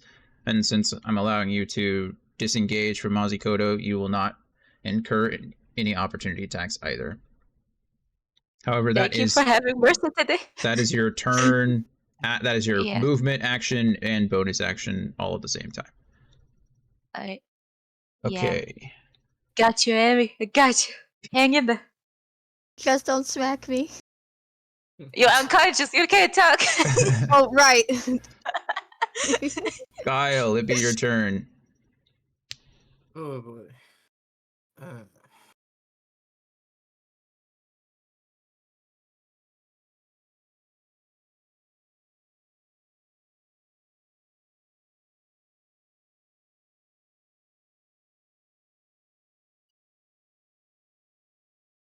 Okay. Yeah. Same thing as always. Sharpshooter penalty. Okay. With this advantage, correct? Yes, correct. Still.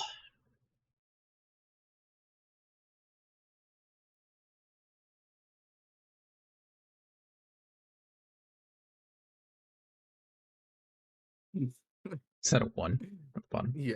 It's a bummer. Okay, first attack misses. Critical miss. Critical miss. Oh wait, fuck. That's wrong.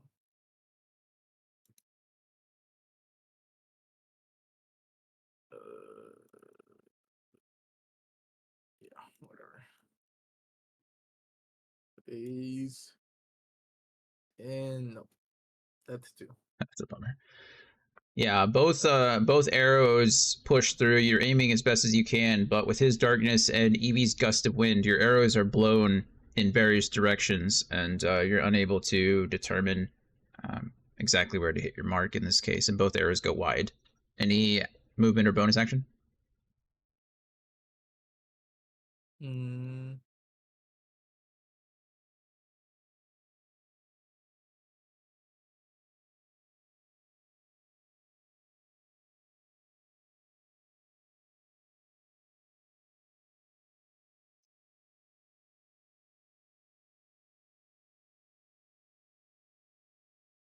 Are you thinking, or did you say no? I'm sorry, I thought you heard.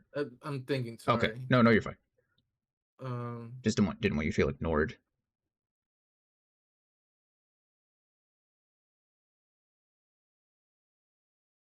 I'm gonna put favorite throw on it. Okay. Yeah. Gotcha. That's my turn.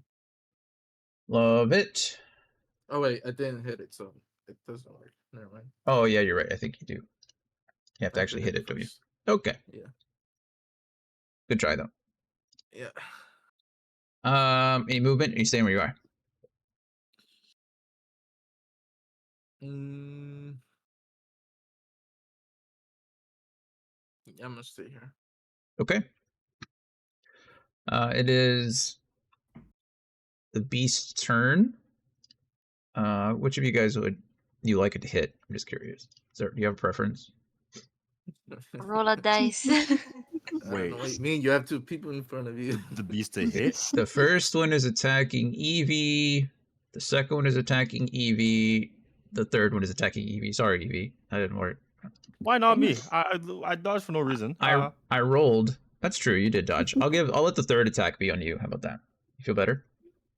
Yeah, I'm literally trying to tank some damage here. That's fair. That's fair. And At you, least- you are actively dodging. Okay. So the first attack does a 13 hit you, Dinana Evie?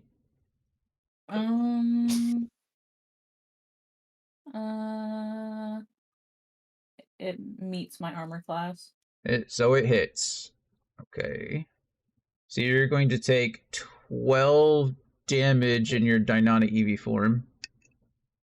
Okay. Okay, and then the second attack to Evie. Oh, that certainly hits. 24. Silver buffed. Okay. That's your second spell slot, just as a heads up. Yeah. I'm keeping it. 15 hits though, right? Yeah. Okay. So you're I'm gonna sorry, take Evie. I'll try. you're I'm going sorry, to you take tried. another. Oh, I'm so sorry. The first one hit. The first one is only 10 damage. I apologize. The first one was only 10 damage. Okay. I need you to make a Constitution saving throw. Okay. Give me 1 second. I think you'd roll as a. I don't remember. Circle of the Moon Druid keeps like your wisdom scores, but I think everything else goes according to the beast, right? I think. I don't know.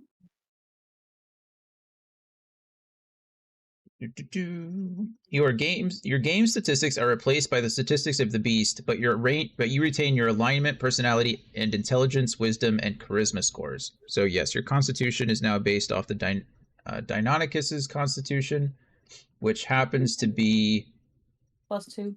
+2 indeed. So I need you to make that roll. 12. I don't think that is enough. Yeah, no, not enough. Okay. I need you to mark somewhere that you're infected. I'm not telling you with what yet. Oh, geez. Okay, so the first one was the bite attack. The second one was its first fist attack, which hit and then with silvery barbs then still hit. And that will be 12 damage. So I believe that knocks you out of your Deinonychus form, correct? Almost. I have 4 hit points left. Do you? 26 minus 10 is 16. Oh, sure minus enough. 12. Okay, good.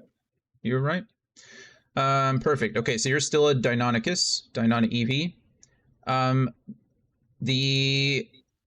forgot this thing makes 4 attacks instead of 3. So I said Oh, you we'll just wanted to knock me out.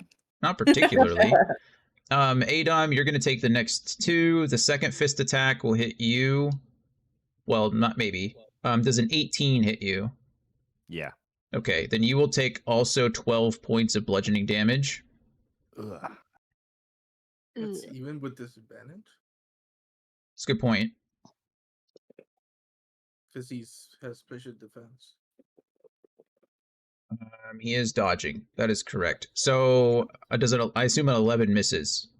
Yeah. Okay, cool. Thank you, Kyle, for the reminder. So you will not take the 12 points of bludgeoning damage. Sick. And then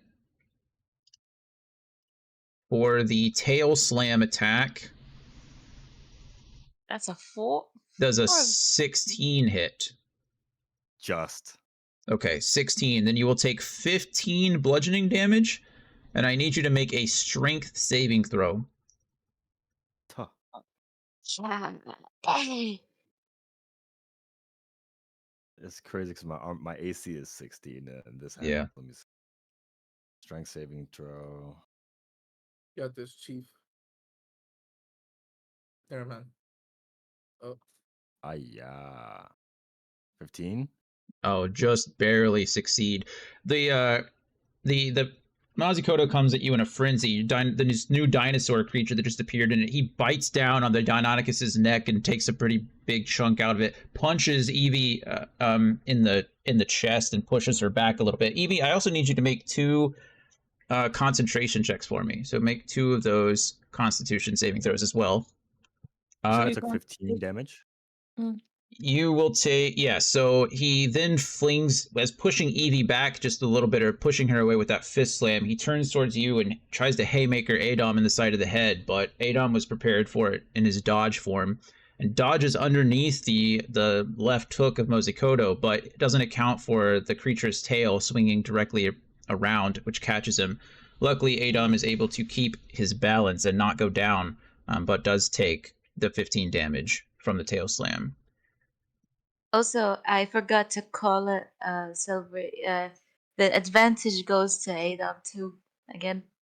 Okay, perfect. You Yeah. said I need to roll 2 more Constitution save throws.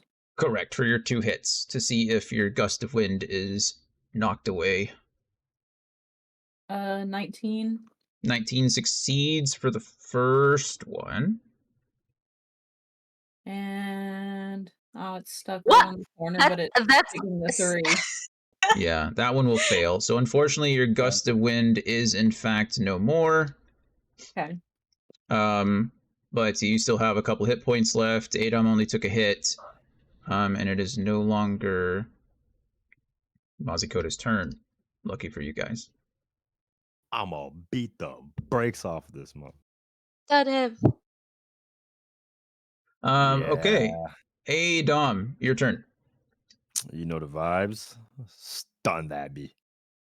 Stun, Let me stun, stun. see. 20. You get to Plus roll a 6. normal one. Nice. Oh, yep, because of the advantage. Yes, sir. Because of the advantage. 25. 25 certainly hits. Yeah, that'll do it. What does he have to beat Now, again? What's your key save DC? 14. 14. It's a constitution check, yes? Yeah. Now I have to still roll the damage, right? Oh Get yeah, then stunned, it hits. please. It hits. Yeah, he'll take damage. Yeah, so let me get that 1d6. Okay, 8 again. 8. Love it. Okay. I'm sorry, what was the DC again? 4. For the Was it stun? 14? 14, is that correct? Yeah. Okay. He fails. Let me know how does the stun work? Hey, okay. It's just stunned, Let me right? see. Yeah, so let me see. Stun until the end of my next turn. Okay, so a stunned creature is incapacitated, can't move, and can speak only falteringly. A creature automatically fails strength and dexterity saving throws. Attack rolls against the creatures have advantage. So you will no longer be rolling at disadvantage against this creature. The darkness is still innate and part of his being, so the darkness isn't affected by the stun, but he is stunned. So But the advantage we nullifies the disadvantage, so we actually can attack properly. Is there? Fire. we have like normal attacks. Is there? Yeah. Oh, yes, ma'am. In this Yeah. Let's case. go. Let's go. Let's Appreciate the go. advantage, Stunning bro. strike. Okay, so that was your action. You now get to use your multi attack, or your extra attack, I should say. So go ahead. Ah. Flurry of blows. You don't have to use flurry of blows yet. You can just use your Where? I can just regular attack? Yeah, you just get an extra attack because you're level 5 monk. Sick. Alright, let me hold up. Attack roll still? Yep. It's just an extra attack. You just don't get advantage. Well, now you get a regular attack. You don't have to worry about disadvantage or anything. Okay, that one doesn't work. You stunned yourself when you stunned him.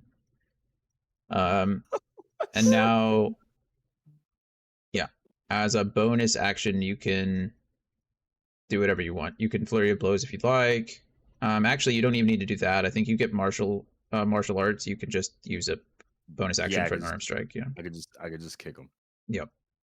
So that means, let me see, roll a d4. You still make an attack action, but it's just unarmed in this case. So okay. So I still gotta roll it. And since you're 5th level, I think your martial arts dice is 1d6. Someone's at my front door. I'll be Someone's right at back. your front door. Watch what these rolls. All right. Well, the second one misses too. Oh no. Rumba. Unfortunately, even though he's stunned, his hide is, his natural armor is still there. And while you attempt to punch him, you try out various pressure points that would work on normal beasts, and it seems like his are protected. And so your strikes are not as effective as they should be. Well, at least we have the information. However, that may help. End turn. In turn. Yep. All right. Well, Evie has somebody at the door, so we'll wait for them.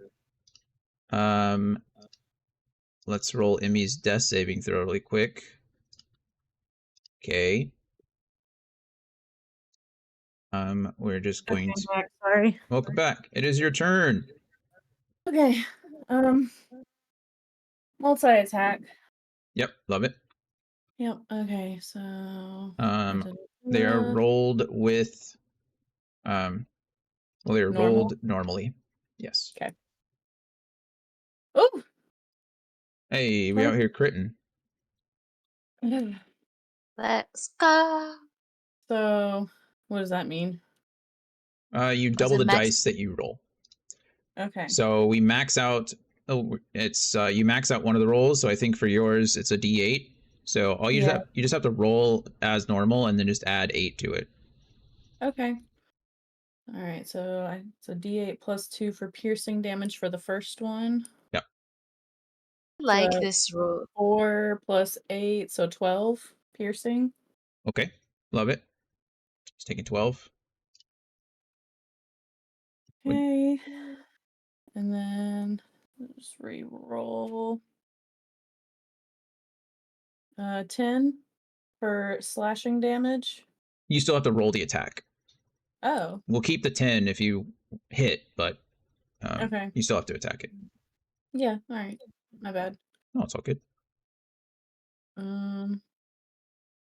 Fuck. 14. Does not hit. All right, and then last one. 17.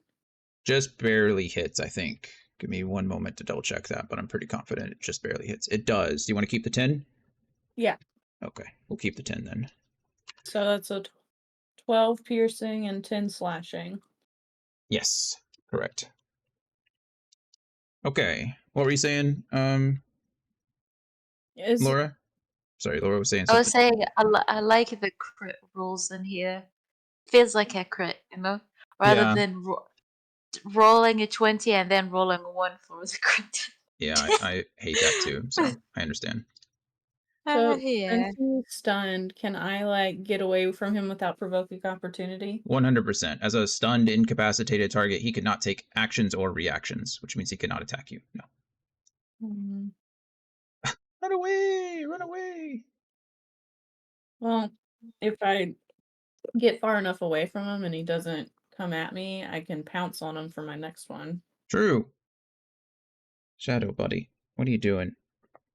Being annoying, that's what you're doing. 10, 15, 20, It's like 25, it's 30. Okay. time. That's the end of my turn. Okay, perfect. So at the very start, this is all going down as Adom stuns the beast, and Evie takes advantage of the opportunity to deal some damage and then run away. You hear Evie and Kyle, you're closest. You can hear footsteps running, or almost running, rushing up the stairs. They're moving as fast as they can, and as they get to the top, Evie and Kyle, you can see that Silvira has come to the top of the tower. Then she cries out, "Please don't hurt him. He didn't mean it." And Alaric, it's your turn. First, I'll look at her like, bitch. I knew it was going to be her that popped up them stairs. I knew it. What the Alaric will administer a minor health potion in Emmy's mouth. Okay, perfect. That is a full action. Yeah. So that means that Emmy is no longer incapacitated or no longer unconscious. So go ahead and roll 2d4 plus 2. Do I roll it, right? Yes, ma'am. For her? You are Okay. administering it. Okay, 2d4 plus 2? Mm-hmm. Okay. Correct. Oh, plus 2. Add another one. Let's go. 6. Okay, Emmy, you have regained 6 health points. Yeah, she's And like, I live, bitches. You you are no longer unconscious. However, you are still prone, and you are no longer you're no longer holding your sword or your shield. So take that for what it's Pick up worth. my weapons, Alaric. Excuse you? That's the Gimme. thanks I get? Fine, thank you for bringing me back to life. Now give me my weapon. Actually, we'll say your shield is still attached. I think it's silly. Doesn't it take a full action to like wield your shield or something like that? I think your shield's fine. Your sword's dropped though, so it's on the ground. Over Give me here. my warhammer. Alright. It's over here. Alaric's job is done. He No, my will. warhammer. Oh yeah, your warhammers. Your weapon's over here. Give me. Yeah, he's gonna move back next to Kyle. Right here. Perfect. Love it. Any bonus action? And nah, I don't think I can do anything. Okay. Kyle, your turn. But I do want to. Oh, sorry. Mhm. Never mind. No, I no. was gonna say I do want to question Sylvia. What does she mean by "don't hurt him"? This guy is killing everybody. Yep. Ugly. Cool. I don't disagree with that statement.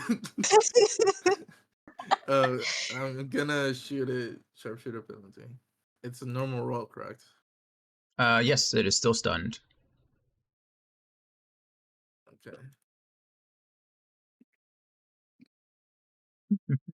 19 to hit. 19 hits. Look back. Thank you. So Vera. Oh, you missed that part? She ran up the stairs at the beginning of this round. She ran up the stairs and says, "Don't hurt it. Don't hurt him. He didn't mean to." Huh? And then Alaric fed Emmy a health potion, and Kyle is currently shooting it. So, What the fuck is this? Hey, Vera AKA said, "Don't hurt Mazzucato." correct. Don't hurt him. He didn't mean Hey, it. if you don't get your goofy, what? That's my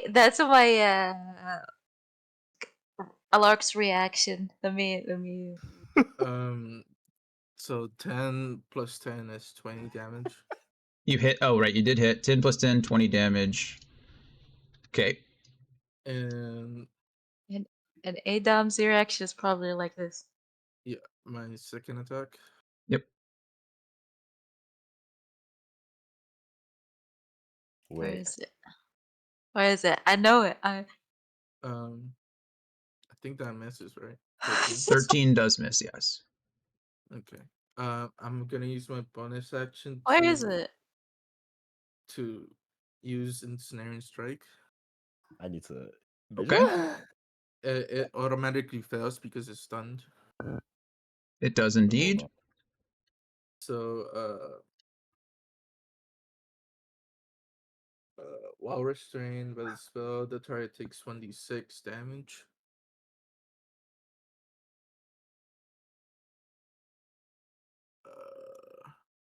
So it takes another d6, so 5 damage. Let's see. I think it takes 1d6 damage on the start of each of its turns. So I don't think it takes 1d6 Oh. now, right? It takes it. While restrained by the spell, the target takes 26% at the start of each of its turn. Yeah, at the start of its turn. Okay, cool. Yeah. I'm gonna use favorite foe because I hit it. Okay. So it takes 1d4, I think.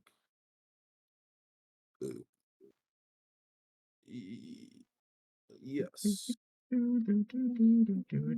First time in each of your turns. That you hit the favorite.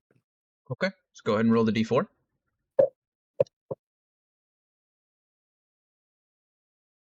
2 damage.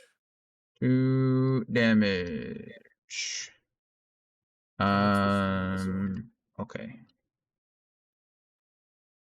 That ends your turn? Yep. No movement? I go 5, 10. Right there. What do you mean don't hurt it?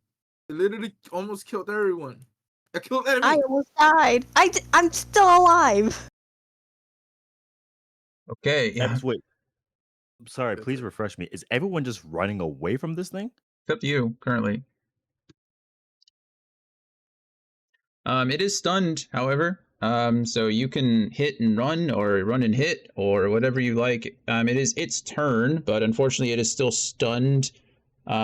Because of stunning It don't strike. need that turn, I bro. think until the end of yours. So It don't need that turn. yeah, yeah. There's nothing it can do. Actually, the condition of no, I think stunning strike is just straight up. It says the target must succeed on a concentration saving throw or be stunned until the end of your next turn. So it is still stunned. Adon. Yeah, I'm a stun it again. Okay. That will bring you down to 2 key points remaining, right? Or 1 key point remaining, yes? 1. Okay. Go ahead and roll your attack. I think you don't have advantage any longer. Used it on the last one. So this is just a normal old attack. Wait, I didn't even use advantage on the last one. I thought it canceled. I think yeah. It was It applied. It was Yeah. It just in applied. order Yeah, it was to just a stun. normal attack because of the A disadvantage. yeah, but now Yeah. it's stunned. So you're getting advantage, or you're getting a normal attack for a different reason. Okay, safe.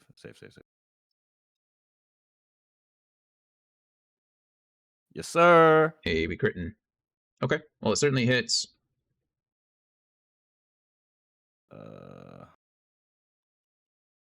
And I believe it fails. It's a Constitution saving throw, so those aren't a natural fail. So it can still possibly not be stunned. Yeah. And it's a 14. Mhm.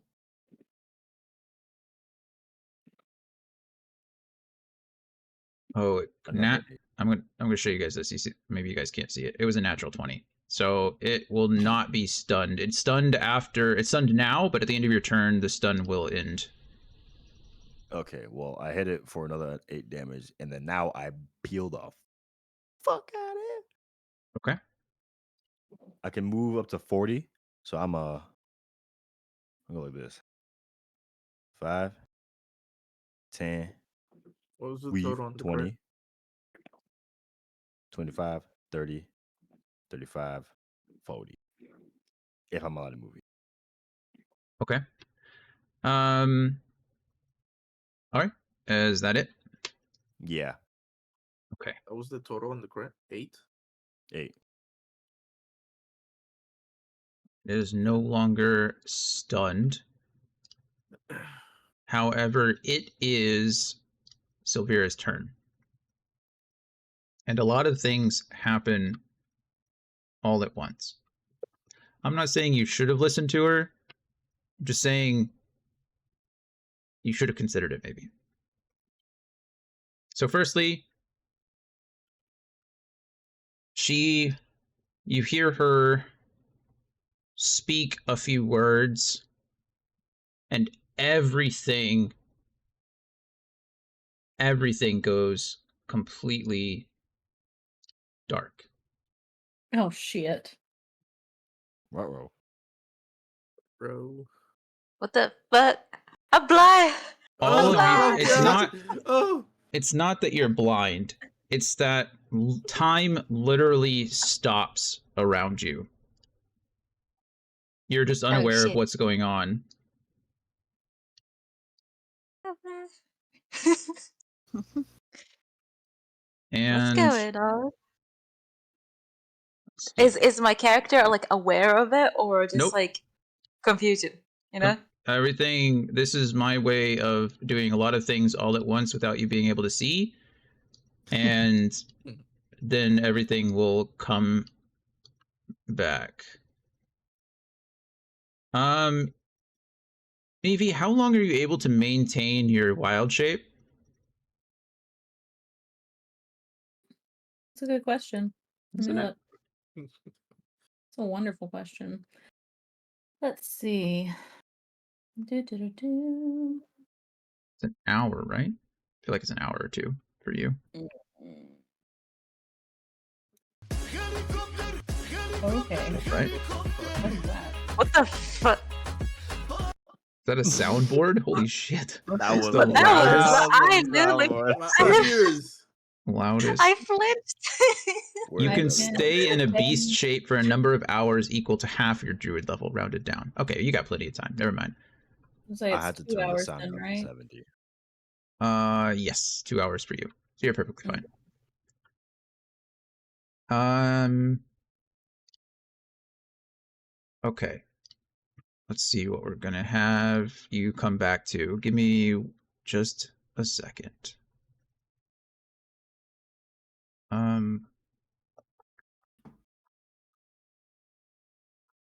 Do this even. I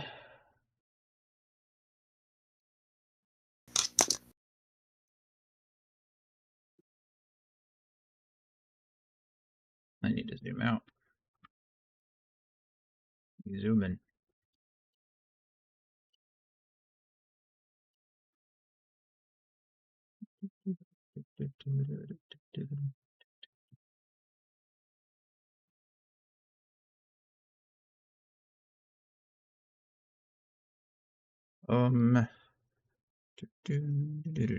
Phenomena.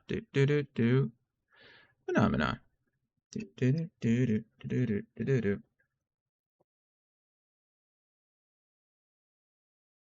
Okay. So when you, in the blink of an eye, is more or less how this happens.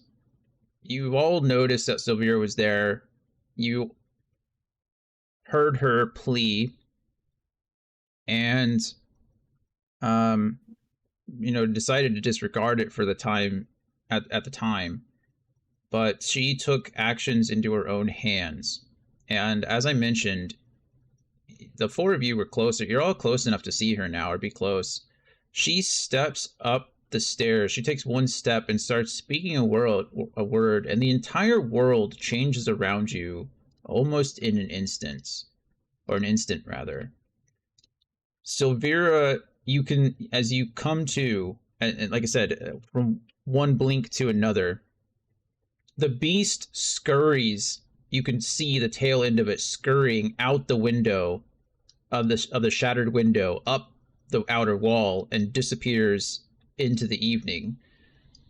Silvera is currently stood there with her hands out in front of her, as if she's surrendering or giving a universal signal of, I mean you no harm. There is clearly a wall of force positioned in between all of you and the window that Mozikoto just departed out of. And not only that, but it seems like Todrick and the other mages are starting to come to. You're unsure whether they're coming to due to any action on Silvira or whether it's possible the paralysis just wore off. But regardless, oh, I don't want Evie gone. Again, that's why I didn't have her hidden. Regardless, they are coming to consciousness. And Silvira says, please do not chase him. I do not wish him or you any more harm. And it is Evie's turn. Dynana Evie, you are still in Dynana form. You cannot speak, but... Oh, okay. Well, shit.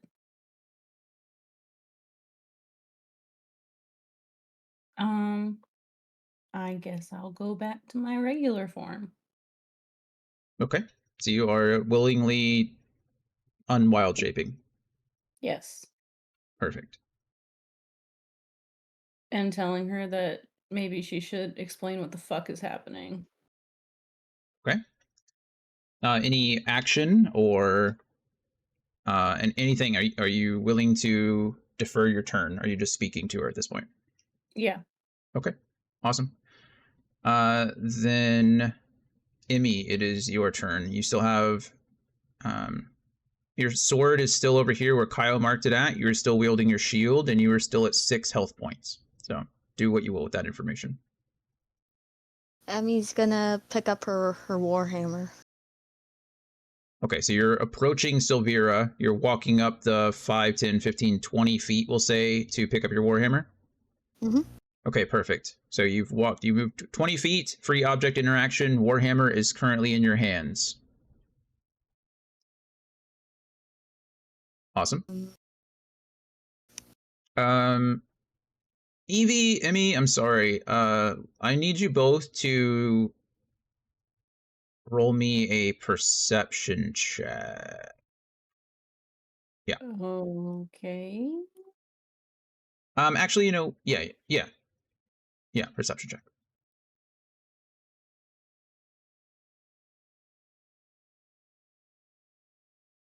18.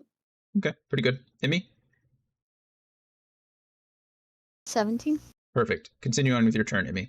So this can go away. Emmy is currently here with her warhammer, now in her hand. You still have 10 feet of movement left, I believe. Your action, bonus action, anything you'd like to do. I will say that Emmy, Evie, both of you notice that not only does Silvira have her hands outstretched, she appears to be holding in one of her hands a pair of almost like bracers. They're rather large. You didn't notice them at first because a lot of things are happening, but they're large iron bands, like almost like shackles, if you will.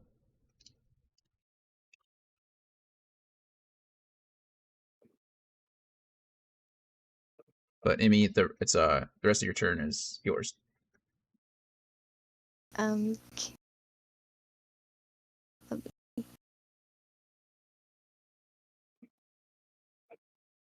Oh, you know what? I'm so sorry. Disregard what I said. They are not iron bands. It is a sphere. It's an iron sphere. It appears about 3 inches in diameter, and it's being held in her right hand. Spoiler alert, I guess, because now you know kind of what they are, but I didn't know that myself. Big ass. Just a 3, yeah, it's just like an iron 3-inch sphere. Sorry, Emmy, I keep cutting you off. I apologize. That's my fault. No, it's okay. Can Emmy be like, cool spear? Sure, you can say whatever you like. You can speak freely, more or less, on your turn. Okay, so she's gonna look at the spear. She's gonna then look at Silvera and be like, cool spear. Sylvira can't really talk because we're in combat, but she does. I'll explain if you'll allow me. But Emmy, you still have your action. Anything you'd like to do? Chug a potion, heal yourself, attack Sylvira, break down the wall. Yeah, I'm gonna heal myself. Okay. Potion or spell? I guess potion. Okay. Do all of you guys only have common potions? I actually don't even know. I have one minor potion. Oh, If minor potion too, anybody- yeah. I have a what common are you- potion. I have a minor potion. Okay.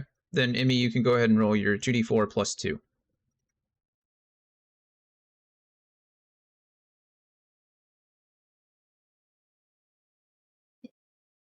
You could take mine if you need more. Where's my? Okay. Here. +2. 2d4 plus 3, yeah. Okay.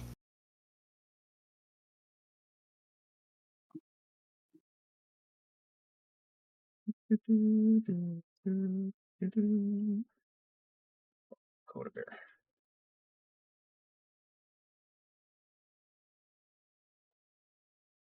Todrick. Who's got the Todrick?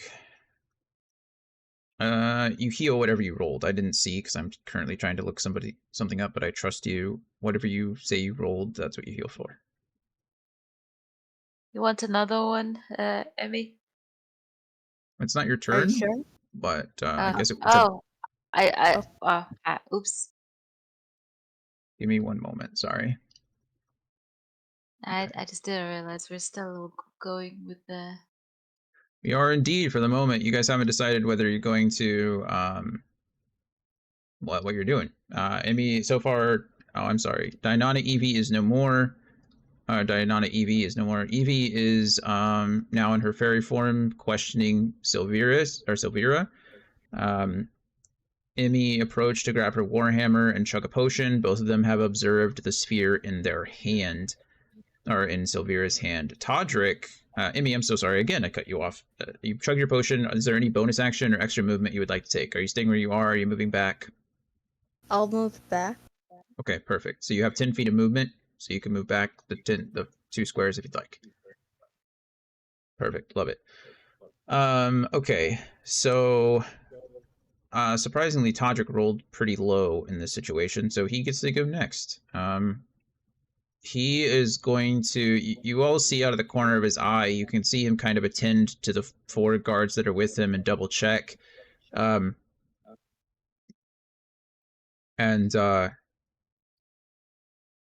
He steps forward, he moves his 30 feet or whatever, and he thank you, Sylvira, for helping me and my guards. But where did the beast go? Did you dispose of him?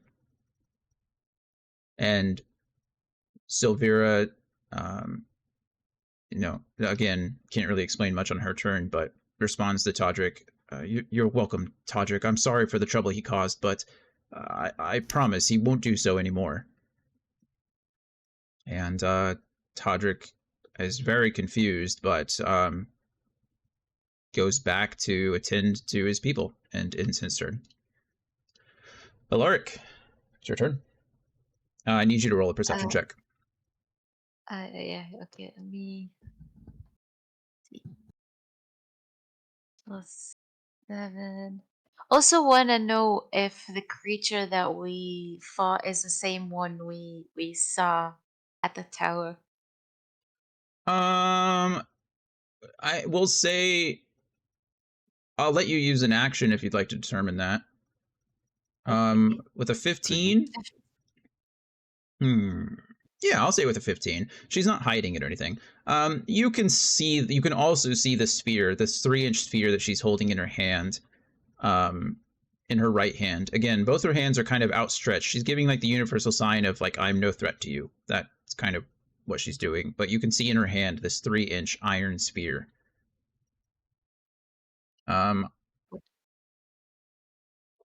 Yeah. So you still have all of your action, movement, bonus action. If you would like to use your action, I will allow you to roll probably a nature check with advantage if you'd like to determine whether that thing was what you saw before. Okay, let me see what do I nature. Would I be Nature able to force assist in this role at all? 4. I'll give. I already. You can do it separately on your turn, but I'll Yes, also sir. give you advantage because I believe it was you and Alaric that saw the beast before. Yes. Yeah. Yeah. Yeah. Oh, 20. Let's Nice. go. Yeah, Alaric. Everything that you can see about the creature matches. Again, it was at midnight. It was dark, but the as far as you can tell, not only does the creature match the description of what you saw on top of the clock tower, or not the clock tower, excuse me, but the bell tower that an evening ago, his feet, the claws on his feet, arguably are much more similar to the claw marks that you saw in the snow at the Ponte Paramore earlier this afternoon, or earlier this morning. And Oh my. yes, this beast does in fact match the description of both of those things. You know Oh that. my god. I So, think we have a killer. um, Also, yeah, I would want to deliver maybe bonus action, I guess. Deliver the news of Koda's passing, and I'll tell the team that he followed her, and then the moment he entered the room, her necklace gone. Damn. okay. So It's you're using your gruesome. bonus action to share more information. That's perfectly Yeah, fine. yeah. Okay. Silvira again. It's not her turn, but in response, yes, he's done some terrible things, but it's not his fault. And Kyle, it's your turn. Why is it not his fault? Uh, he was being controlled. Okay. I was just very confused as to why there's this beast here in the fucking library. Um, he doesn't know what to do. So, I guess that's my turn. Okay.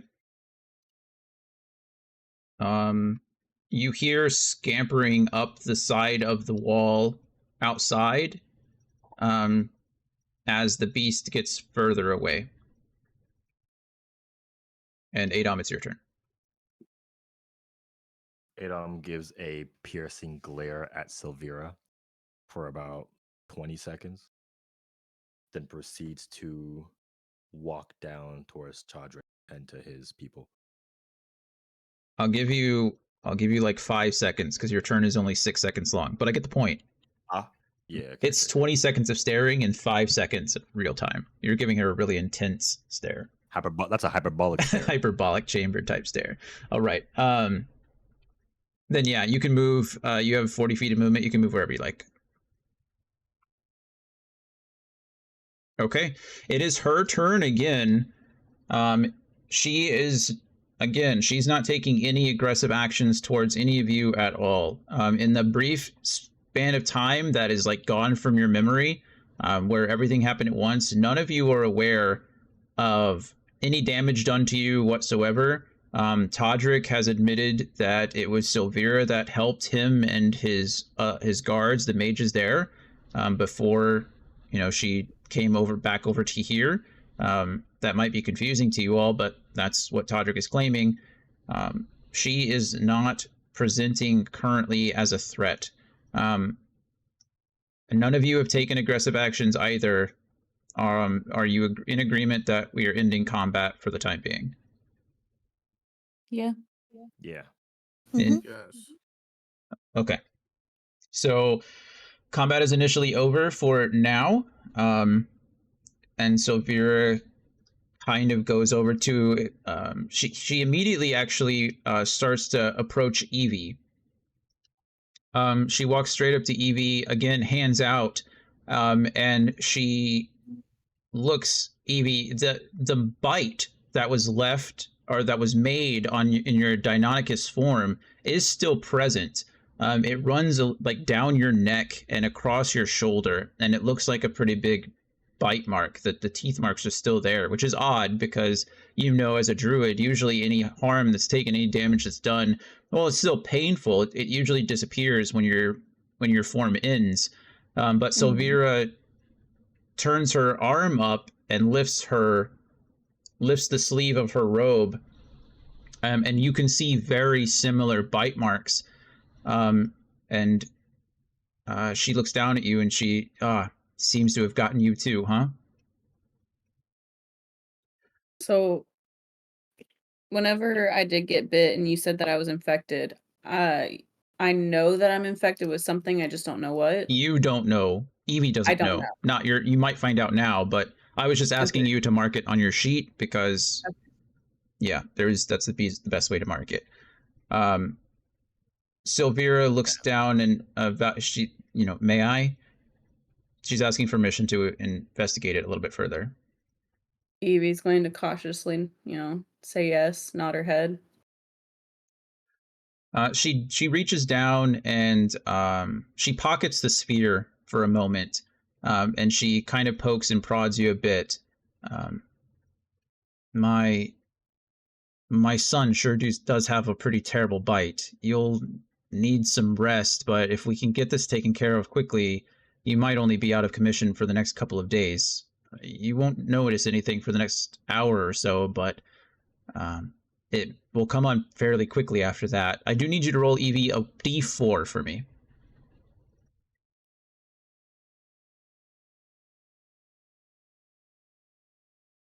4. D4, please. Oh, you rolled a 4. Okay. So in 4 hours, Silvira explains that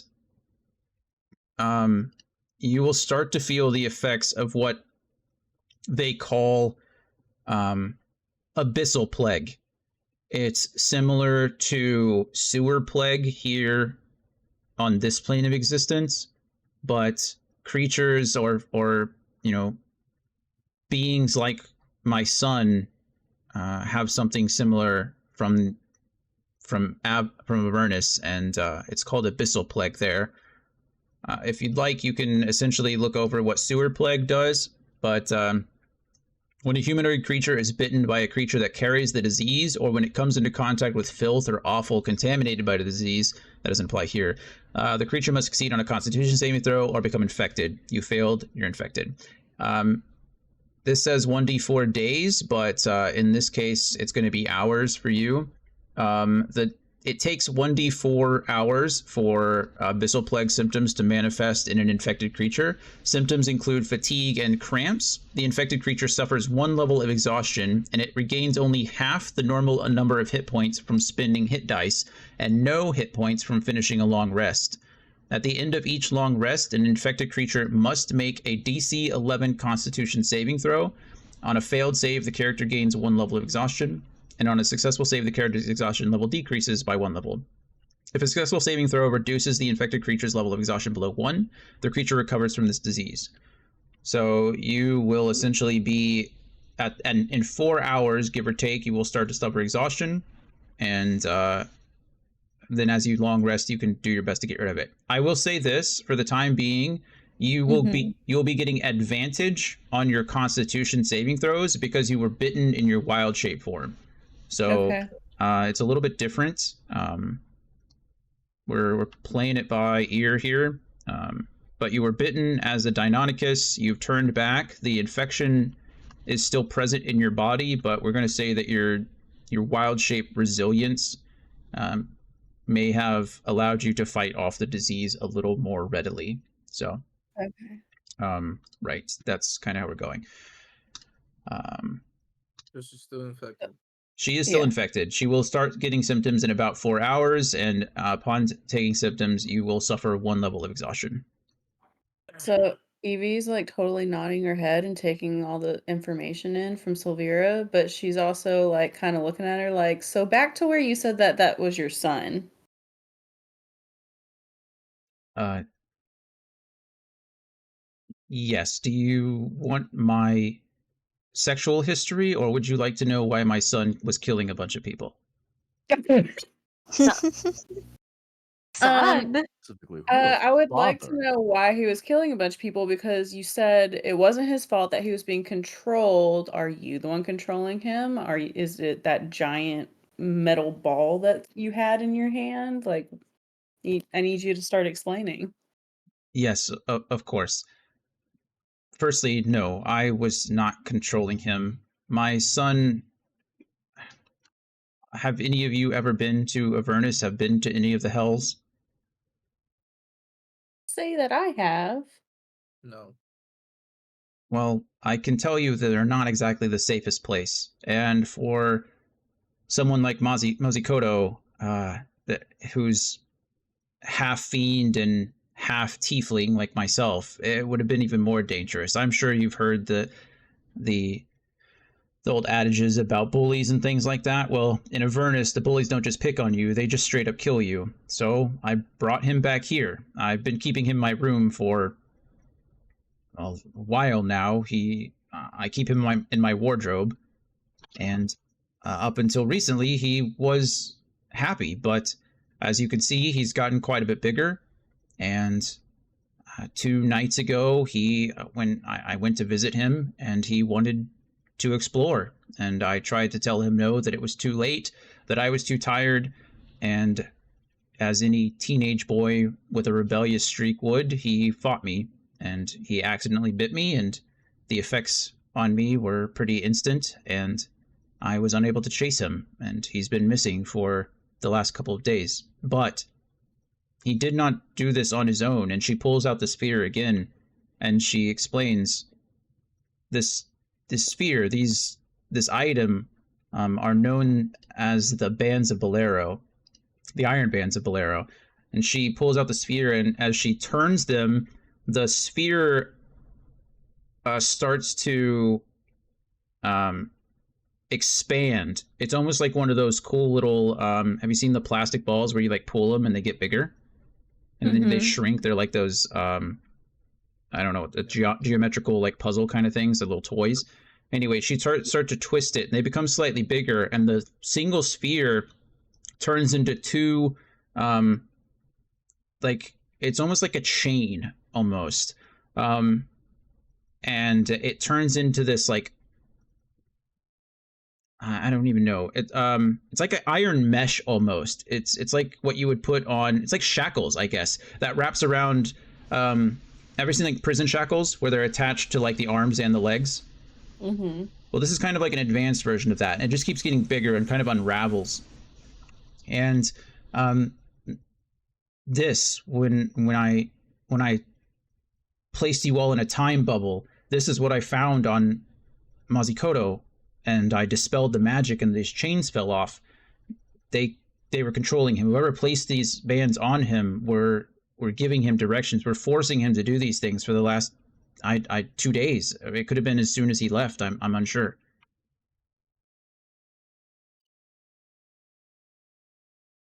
Who else knows about him? Uh, only a couple. Janusi knew, of course. We were together. He knew that Mazikoto was here, but I assured him that he would be safe.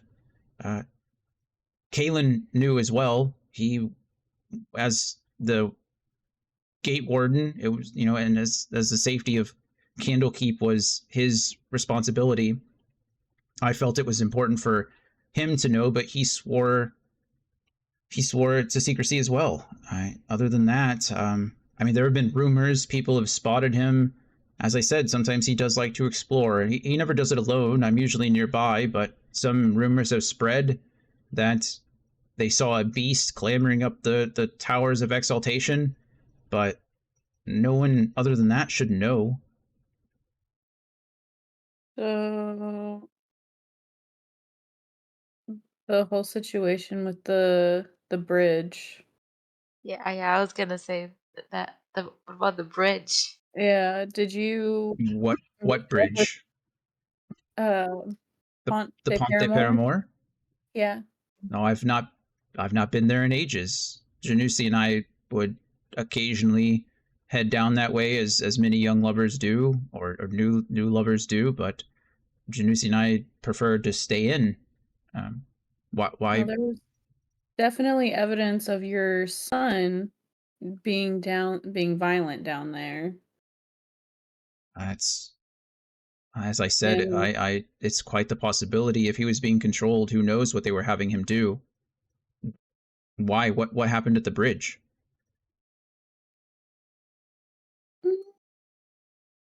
It's possible he might have killed Caitlin, but we don't know yet.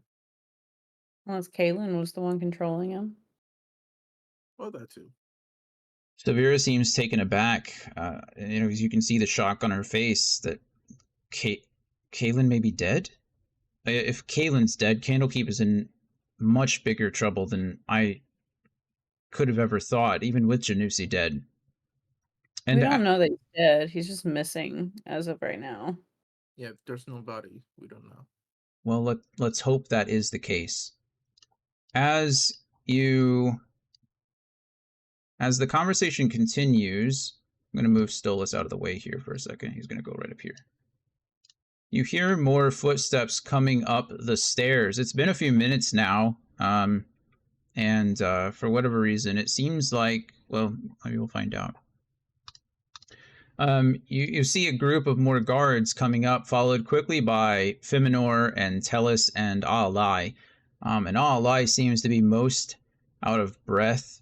And the guards immediately go past you, and they go to address Todrick, who steps forward, thanking Adon as you were rendering aid or discussing things with him. But he steps forward and kind of admonishes the group at first. What took you so long? We almost all died. Many of us did. And you hear several of the guards. Well, one of the guards kind of steps forward and, sir, there was a barrier at the base of the stairs. We couldn't enter until just recently. And Silvira again speaks up, and that is my fault. I did not want any other obstacles to ensure our safety. And she gives you all a look as if, again, she doesn't necessarily want this getting out any further than it has. Whether you listen to her or not is really up to you. Because as she says that, the other three readers kind of approach, and Feminor, kind of speaks up. Silvira, you put the barrier there. Did you not think that we could help? Did you want to take care of it all on your own? And Silvira, something like that. I was more worried about others might come. And she gestures to the south, well, to our south, to all the, now I'll reveal them because they're out of the way again. But all of the deceased bodies over here, I did not want any other accident to befall them. Or befall anyone else, rather. Tellus more responds. It's the first time I think many of you have heard Tellus speak, but there will be many more dead unless we can raise the protections on Candlekeep again. And Aalai looks around again as what happened? What was that explosion? And a lot of things are happening all at once. We're going to go ahead and have everybody roll for our talking order now. We're out of combat, but I'm sure all of you have questions and comments and concerns, and there's 87 people here. So we're going to go ahead and let you guys ask them. So if you'd like to go ahead and roll, appreciate it. Fuck.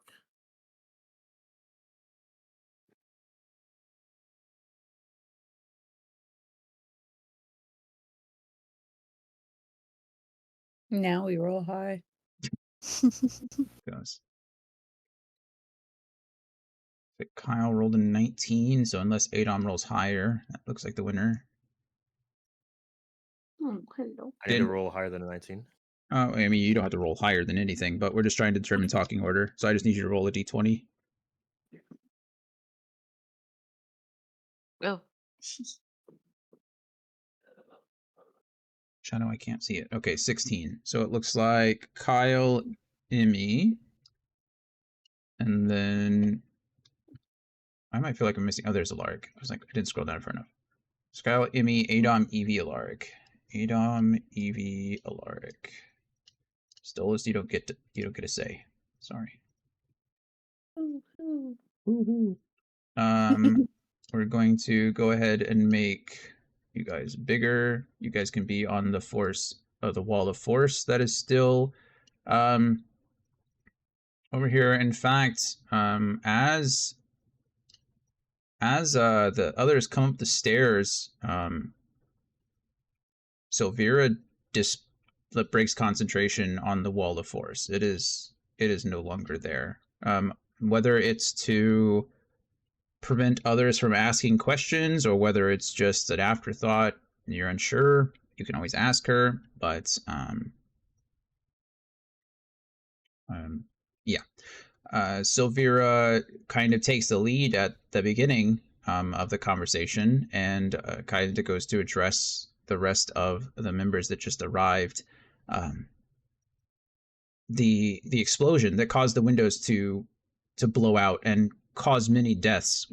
We're unsure what caused that. We need to find out the reason. And Feminor kind of responds, "It is the high tower. Is the high tower library? Is it still secure?"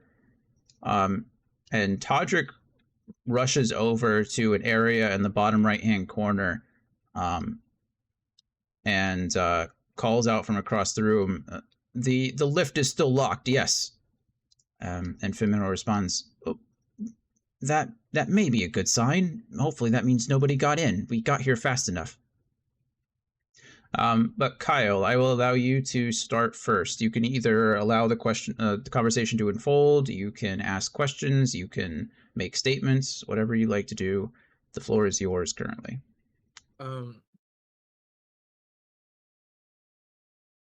I'm gonna use my side crystal and communicate with Silvera mentally Okay. and tell her that lying is gonna make things worse. This is not gonna help us. It's just gonna make the situation much worse for you and for your son. So either you tell them the truth now or possibly make things worse later. I think that'll be my turn. She obviously cannot respond back. Yeah. The side crystal. You said yes, she can? No, she can't. Oh yeah, no, she cannot. She cannot respond back, but she does hear your voice, and she does her best to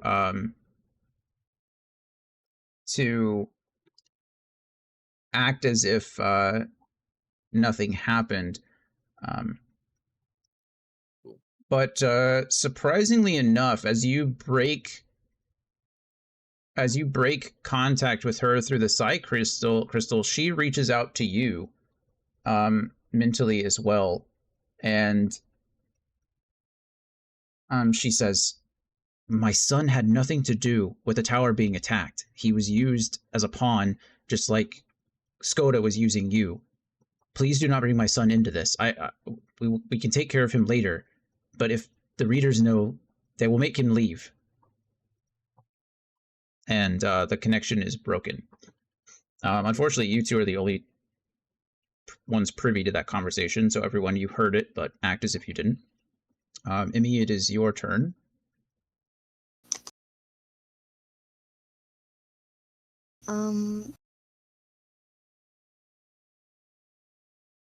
They're talking about if something was taken, right? Well, so Emmy's gonna ask, what was so important in this tower? Feminor steps up again and kind of explains, "I'm sure you're aware that this is just the entryway to the High Tower Library. No one is granted access to it except the reader or the keeper of the tomes. It's his library. There the defenses for Candlekeep are kept, as well as many dangerous tomes and artifacts that, if gotten out, could cause great devastation. The tower here is protected very well for a reason. I imagine we all feared the worst, that when the lobby here was damaged, when that explosion occurred, that someone was trying to gain access to the library, but as it's no longer as it's not currently locked, that may not be the case. Or rather, I'm sorry, as it's still currently locked, that may be the case. Is there like another way into the library? No, it is locked both by magical means and by physical, and the only ones that have the key are, well, Kaylin, who is currently missing, and Skoda, now that the Great Reader is, or that the Keeper of Tomes is gone, and you hear Alai, Skoda is dead, and everyone around, the priests, you all know, but none of the priests do. The mages don't know. Todrick doesn't know. Potentially Feminor and Tellus doesn't know. Silvira may not have even known. Everyone here kind of reacts pretty in a kind of exasperated way, or like a shocked way. Alai continues. When I heard the explosion, I made sure that everyone was secure. I came up to see if Skoda was okay. Then I forgot that she was supposed to be at the Cascabel tournament, but regardless, I went up there and there was a young Avowed sitting outside her door, and I asked the Avowed what happened, and she didn't respond, but as I looked through the open door, I saw Skoda's body nearest her desk. There was blood everywhere. I didn't get a good look, but after that, I assumed something must have happened, so I rushed here as quickly as I can, and we all met down at the bottom of the stairs, but Skoda's no longer with us either. Candlekeep is, in fact, under attack. Well, isn't that right? Isn't it? Adam.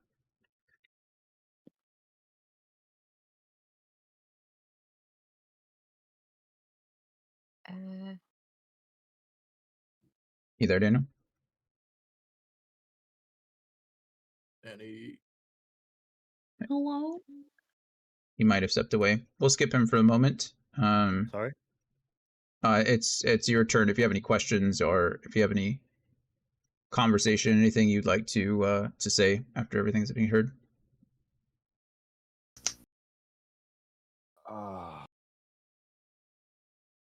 Adam is still more prioritized on A, the bodies, and B, the helpers, but he overheard everything that was being said in the conversation. Okay, but you don't have anything directly to say or ask? No. Okay. Then Evie. Evie would like to suggest that we try and secure this area since it's the only way to get into the tower. Obviously, whoever's behind this has now probably has one, if not two keys. So we just need to make sure that they can't get in. Alai speaks up this time, speaking over everyone else. Yes, I agree. It is most important that we secure Candlekeep and make sure that this tower is secure. And he looks over, calls across from Todrick. Todrick, please gather as many forces as you can. We need to secure the keep as quickly as possible. And you hear the others, Feminor and Tellus, start to argue as well. You can kind of hear them bickering over who's going to be kind of, I guess, not in charge, but how they're going to decide. A lot of things are being said. However, Todrick approaches the four guards here and kind of whispers them a couple of orders, and they all kind of come to attention and nod, and they all take off down the stairs as quickly as possible and kind of go to just disappear. You're unsure what has been said. But Todrick then steps forward, and he kind of takes on an air of authority that none of you have really seen him take before. As of now, he's been mostly following the directions of Skoda, assisting you all based on her direction. And for the first time, Todrick gets, he says it with his chest a little bit. And he says, readers, it is important now at this time to follow the directive of our previous first reader and of the keeper before that. Until a new keeper has been voted on and determined, I believe that it is important for the investigation to go on as before. And the readers, they kind of, they all start to argue. Even Tellus in the back. How dare you speak to us that way? We're great readers. Allah is like, surely this must be a mistake. And even Feminor, tries to kind of calm him down. Todrick, please understand. This is a delicate matter. And Todrick again raises his voice and says, it is a delicate matter, but if you recall, the third of command here is the Gate Warden. And as Kaelin is no longer present, or unfound, or possibly dead, I happen to be the acting Gate Warden. And the other three kind of look to each other, unsure what to say. He then says to the others, I suggest that you return to your rooms as quickly as possible. I have much to discuss with the investigative team here. And again, it's kind of pompous, kind of responses, but surprisingly enough, the guards below show up again here, and Todrick says, the keepers, the watchers will escort you to your rooms to ensure your safety. And he says it with a sense of, he means the safe part, but he also means that they're going to be escorted to their rooms whether they like it or not.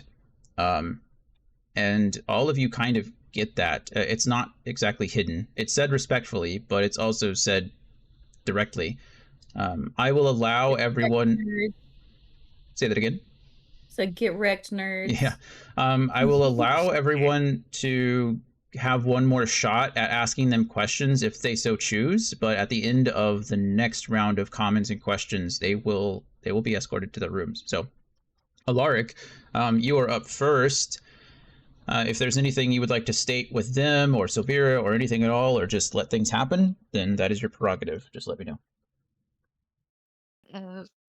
I don't think he has anything he wants to share right now. Unless it's with the team. But with them, like the others, nah. Okay, perfect. Then we go back up to the top. Kyle, you've had a brief interaction with Silvira here. You reached out telepathically to make sure that no one else heard, but and Silvira responded back. You are free to follow through with your threat. You are free to allow things to unfold. You do whatever you like. So, your turn. God, they're acting like children. What'd you say about children? They're acting like children. Power struggle's real. Yeah. I don't even know who to fucking trust anymore. What the fuck? You can always roll insight if you want. Try to get insight on whatever you like. Who's ordering the guards? Ali, right? No, Todrick. Todrick was ordering the guards to take them where? To their To their quarters. Escort them back to their rooms for their safety for the time being. Okay.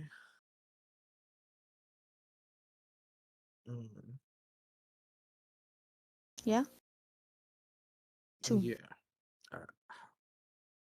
Yeah, I don't know. I really don't know. Like I'm stun luck.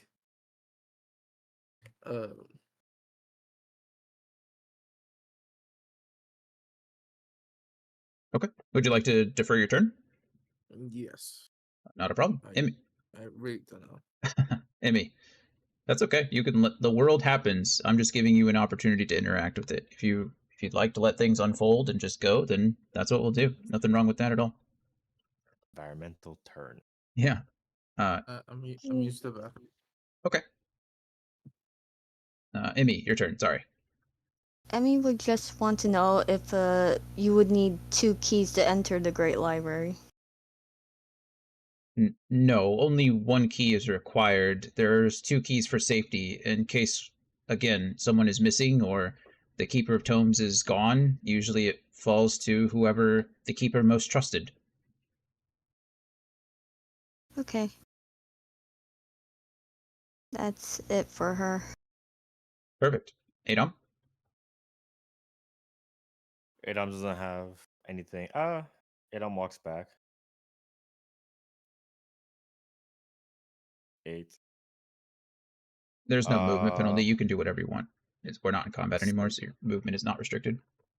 okay. Well, pardon me. I kind of missed a little bit, like for like 5 minutes or so, but didn't. I don't know if anyone asked Silvira, because this is not really relevant to the situation, but more specifically to Mazikoto. Well, Who in she's the not wanting them to know about it, so that's kind of up to you if you want to bring it up in front of everyone. oh then I'll respect the wishes. Okay. I'll ask. I'll reserve. Adam will reserve his thoughts and concerns for later. No worries. Prefer. Evie, you are the last person to act before the readers are escorted to their. At least these 3 readers currently are escorted to their rooms. Do you have anything to say to them before they are, or anything No, to say? Period. But anything to say to them? no. Okay. Then that's what happens. The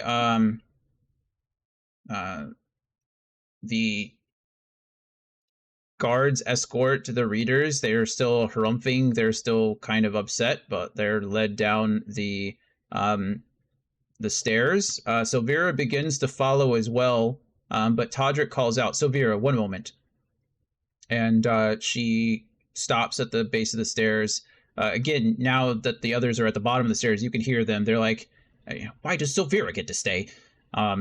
And as the guards continue to escort them, he calls out a name that doesn't really matter in this case. One of the guards decides to wait at the top of the stairs as well for a moment, um, and he lets the mage know, wait at the base of the tower. Silvira will meet you there soon. And again, mage snaps to attention and exits back down the stairs. And Todrick calls the 5 of you closer. He steps back a moment and requests that the 5 of you um, speak with him for a moment. It's up to you whether you would like to or not. I mean, okay. Um, is Silvera leaving? Silvira is currently waiting at the top of the stairs. There is a guard waiting to escort her in a moment, so she's still here. He has questions potentially for her too, but he wishes to address the 5 of you first. I'll keep. I'll walk up, but I'm staying, watching her. Sure, he wishes for you to be closer. He wants to say words to you that maybe Silvira's can't hear. Fine, whatever. It's up to you. You don't have to. You can be filled in by the rest of the group. If you don't trust Silvira, you can just stay back there. Yeah. Okay, that's fine. Still got an eye on Silvira. Yeah, always. Emmy Alaric, are you stepping up to Todrick, or are you keeping an eye on Silvira? I'm just keeping an eye on things. Okay. That's also why I'm standing here, so I can listen to Todrick and glance over at Silvira. Sure. Emmy, are you approaching, or are you staying back? I don't think She she's said right. that she was going to be right back. Oh, did she? Oh, she did. Okay. Well, we'll assume that she's watching too, because, well, she can't hear me anyway. So, Todrick turns to the 2 of you. I know that Silvira saved me and my guard's life. I don't think we would have survived if not for her intervention, but I'm not sure that I can quite forgive her for keeping her son from everybody. I knew, of course, Kaylin filled me in, but I never suspected that this would happen. Do you trust her? Do we trust her? Yeah. A- Yeah. You said that with confidence now. Adom? I have my guard up, but I have a feeling she's more telling the truth than not. I I have to agree. I don't see why she would lie about this. I she you all were frozen in time for a good half a minute. After she came over to help us, she could have done anything to you, and she didn't. To be honest, if she wanted you gone, she would have just tossed you out off the tower while you were all stunned. I watched her do it. She did exactly what she said. She helped us. Well, first she restrained her son. I don't know. I believe she dispelled the magic. Those bands that she's holding in her hand fell off, and she palmed them in her hand. She said some words to her son or to the beast that I couldn't understand, but then she immediately came over to us and she said a few words over our body, and we could hear. We knew what was happening, but once the magic was dispelled, we were fine. We could hear and we could stand and recover. Then she walked over and instructed her son to leave, and she put that wall in place and then ended her time stop spell, I imagine, and you all came too. Again, she didn't have to do any of that. If she was a threat to us, she could have just killed us.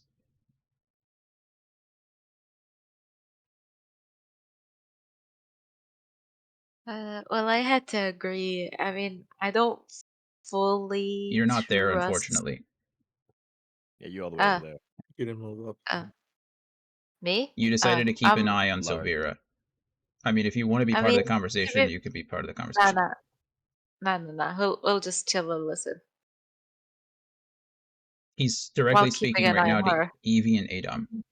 Well, you have Stolas. I mean, you can always join the conversation and then have Stolas looking out as well. If you would like a say, you are more than welcome to a say, but you must pick a side, whether you're choosing to watch Silvira or whether you're getting closer to listen to Todrick. Now, I'll go last. We'll listen while Stolas is watching over, so What you I'm just telling you is listen. you cannot hear this. In order to be part of this conversation, you must be within the sphere of confidence. You must be within the zone of truth telling, the area of affirmation, the circle of, I don't know. I can't think of another alliteration word. So either step up So, with us so yeah. and you can be Nah, part of it, or we're stay good. over there. We're good. Nah, Okay. I'm good. Okay. Gotcha. So, Adam, you're up first in the talking order. He just explained all this. How are you feeling?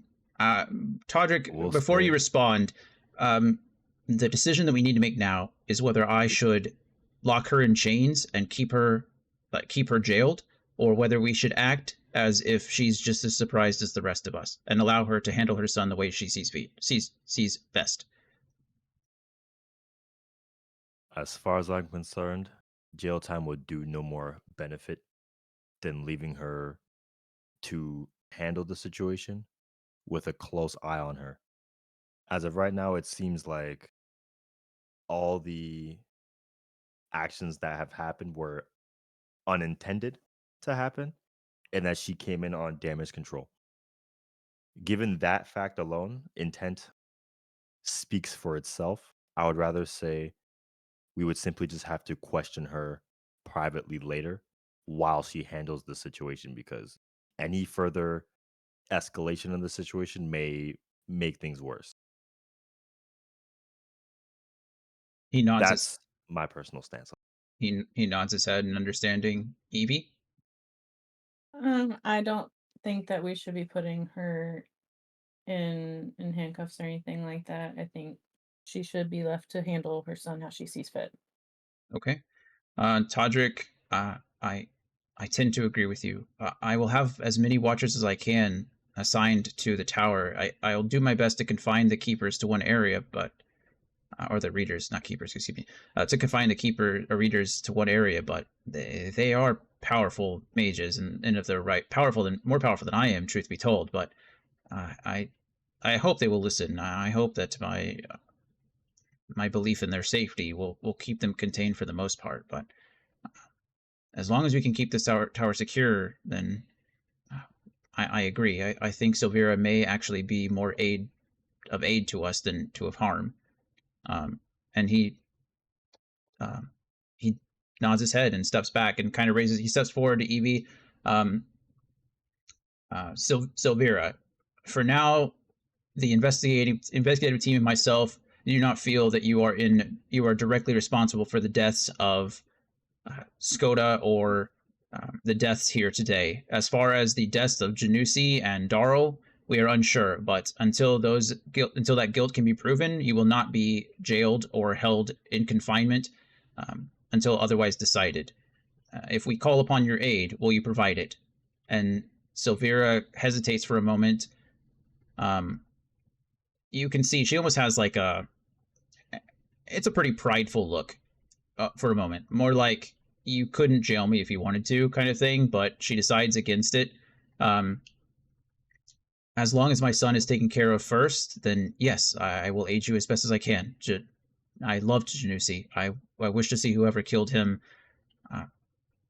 I wish to see him come to justice as well. And Todrick nods his head and turns to the rest of you. Do you have any last minute things to say to Silvira for the moment before she exits the stairs? Kyle, you're up first.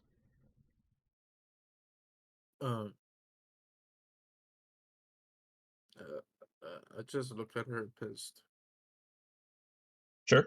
like just angry.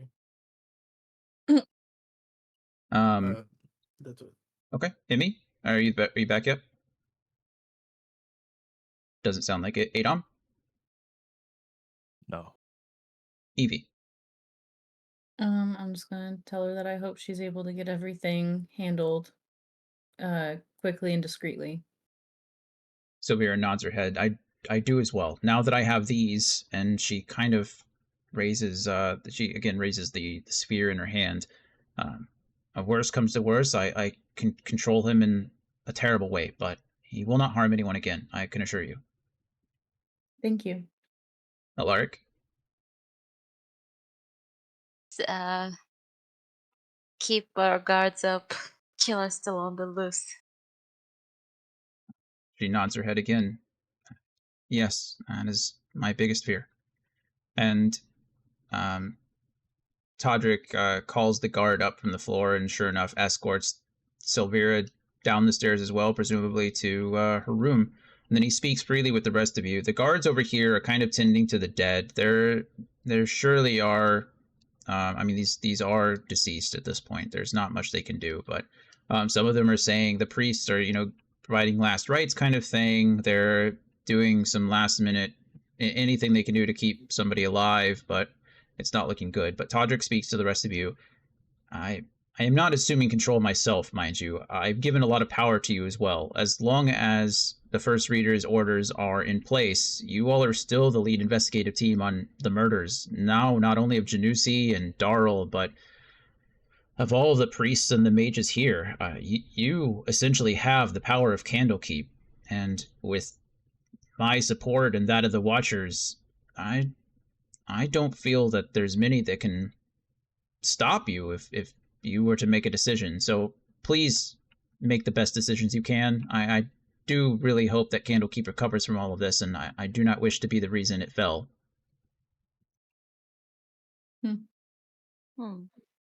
Interesting. That being said, the defenses of Candlekeep have in fact collapsed, and although the door may be locked, Todrick pulls out a small tin from his breast pocket from inside his robes, and he opens up the tin, and sure enough, there is a large silver key. And all of you can sense this is not just a regular key. This key is very magical.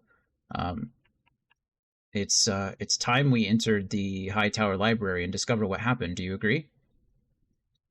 The fuck? maybe we should.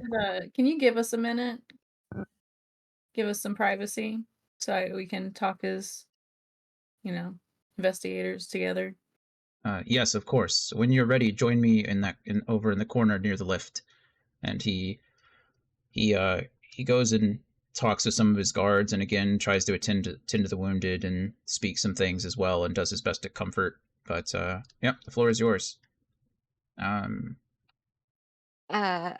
Gather In in, front. y'all. Gather Yeah. in. Can we Let arrest them me- all? What? Can we arrest all of them? Like at this point, I just want to arrest them all. They're acting So like children for power. Listen, I have something to say. You yeah. know. When I found to the team, of course. Mhm. When I found Skoda dead, I was the Yeah. first one to find her. It was you. I shut up, Kyle. I looked like the pockets, and I didn't find the key that she was holding. Oh fuck. They said there was only two, right? Yep. Mhm. One was missing, and the other one was with her, and I didn't find it, so it was stolen. How the hell does this guy have it? Yeah. Wait, what? So He has the key. he just showed it to Yeah, us he just still He and showed was it to like, literally us. "Hey, let's I, go in." I thought it was a So different key. there's only no, two, right? only And Alaric is saying that the one that Skoda had was not on her body, so it was No, taken. And the other Mhm. person that had it was Kaylin, who is conveniently missing. We found the chain that the key was attached to, but we didn't find the key. Right. yeah, Oh, okay. I So, see the and connection. on top of that, Podrick was informed about Sylvira's son. So he and Kaylin are the only ones who would have the opportunity to manipulate it. Could So you there's guys continue to discuss? I need to step away for a second and let my dog out, but I'll be back and I can get a summary of whatever you guys said. Go So, let the dogs out. Woof, me, So woof, me, there's woof, me, woof, me. woof. potential that Podrick Come on, little one. is Let's go the outside. one doing this, or maybe him and Kaylin together, but Podrick shouldn't have the key unless he either took out Kaylin or Skoda or both. Because there's only yeah, two. Or yes, Kaylin gave him the key before he left. So I think like we should go over, like take it from him, like kind of like we're like inspecting it maybe, and then ask him like how he got it. And jump him. yeah. so Kick him grab in the the key balls. in the least suspicious way possible, then question. Yeah. I'm in agreement. I so serious. Because he shouldn't have it. I was so when he took out the key, I was like, wait a minute. Well, the moment that he finally started showing any kind of dominant presence, like it kind of confirmed some suspicions that I was already having. like Um, like it's either him and Kaylin working together, or or it could be Kaylin is him and already dead. Alfred, Huh? if we're still keeping to that. Alcris would kill uh, his own like family. I'm not saying that he killed Skoda, but I mean, he could have done something with Kaylin. He could have been like a counterpart in it, like with the poison stuff and all that. Because if Todrick's controlling Sylvira's son, I mean, An that Well, accessory to murder. that alone does all the killing. are you still infected? Me? Yeah. Yeah, but it's Yeah. gonna take 4 hours for it to start showing. I can try lesser restoration, but I don't think it'll work. I don't know about that. I don't know if it will. It will not. Just let you. I don't want you to waste a spell slot. I mean, Sylvira would have tried it. She knows. She essentially told you the only thing that will heal it is time and rest. Can either end one disease or one condition inflicted. Yeah. Okay. Abyssal Plague is different. Actually, I don't know if it is. Let's see. Oh god. Okay, I think we're ready to go where Ted Tadrick. Yeah, Abyssal Plague is in Drake. this case. Sewer Plague could be it's a disease. Sewer Plague could be gotten rid of, but this what we're calling Abyssal Plague is different. It's super magic. Super magic. Yeah, it's a super disease. So It's like super AIDS. so he has super AIDS. Well, let's not go that far. Okay, she has Abyssal Plague. Okay, so you guys have discussed you're suspicious more or less of Todrick. Todrick is currently tending to his guards. Are you calling him over? Would you like to accuse him of something? Would you like to question him? Would you like to just follow him? What would you like? I think we should call him over and like like I said, I want to ask him if I can see the key, like to inspect it. Okay, sure. So you call him over, and he approaches, and yes, is there something wrong? Do you need to do something else before we visit the library? I just wanted to take a look at that key real quick, before we head over. Yes, of course. And he pulls it back out of his pocket and the full tin and hands it over to you. So, the keys were attached to a chain, right? Are you asking me or are you asking Todrick? I'm asking you. Yes, correct. Generally, they are Okay. carried on a chain by 2 members. So can I like kind of inspect it to see if there's any marks on it from where the chain would have been broken, where it would have been broken away from it? Sure. Yep. Go ahead and roll an investigation check for me. Investigation. Ooh. Does anyone have better than a 1 modifier? Investigation. Let me Or see. does anyone just want to help me? Investigation. The I on- have 4 investigation.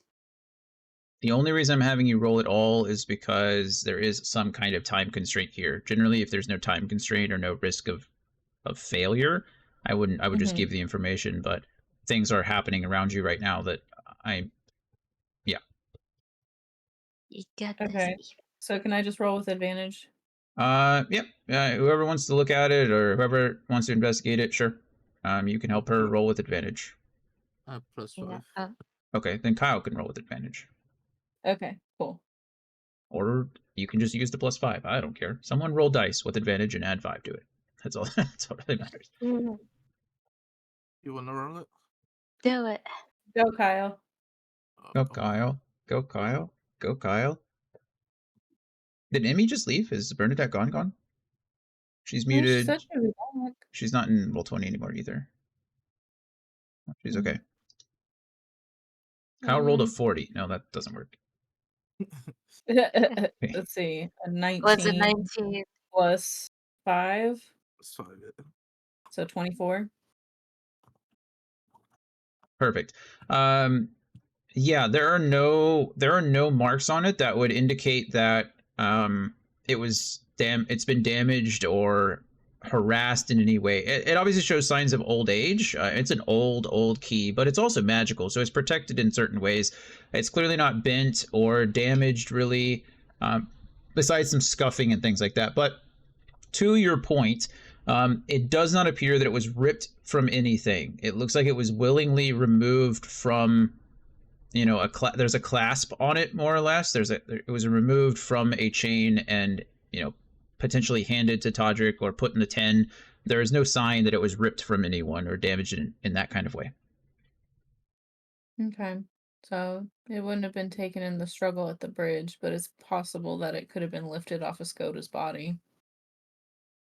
I will point out that Um, Todrick was with you all. Todrick was there at the arena. He was not. oh, that's right. That's right. He's the one that escorted you all to the high tower. So He I was mean, supposed us the whole time. there's at no time, because Skoda was at the theater, right? She was there for the first round. She left. Todrick was there for the whole thing. Skoda left, then was presumably, Alaric followed. Again, you guys can confirm Todrick was there the whole time, right? He never left. He was directly above you, essentially.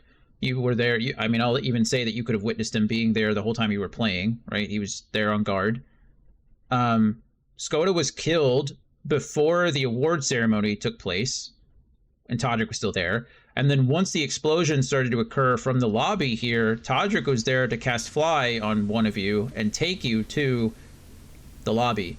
So while it's possible in some magical way, I suppose, you all are smart enough your characters are all smart enough to realize that if this is anyone's key, it's not Skoda's, it's Kaylin's.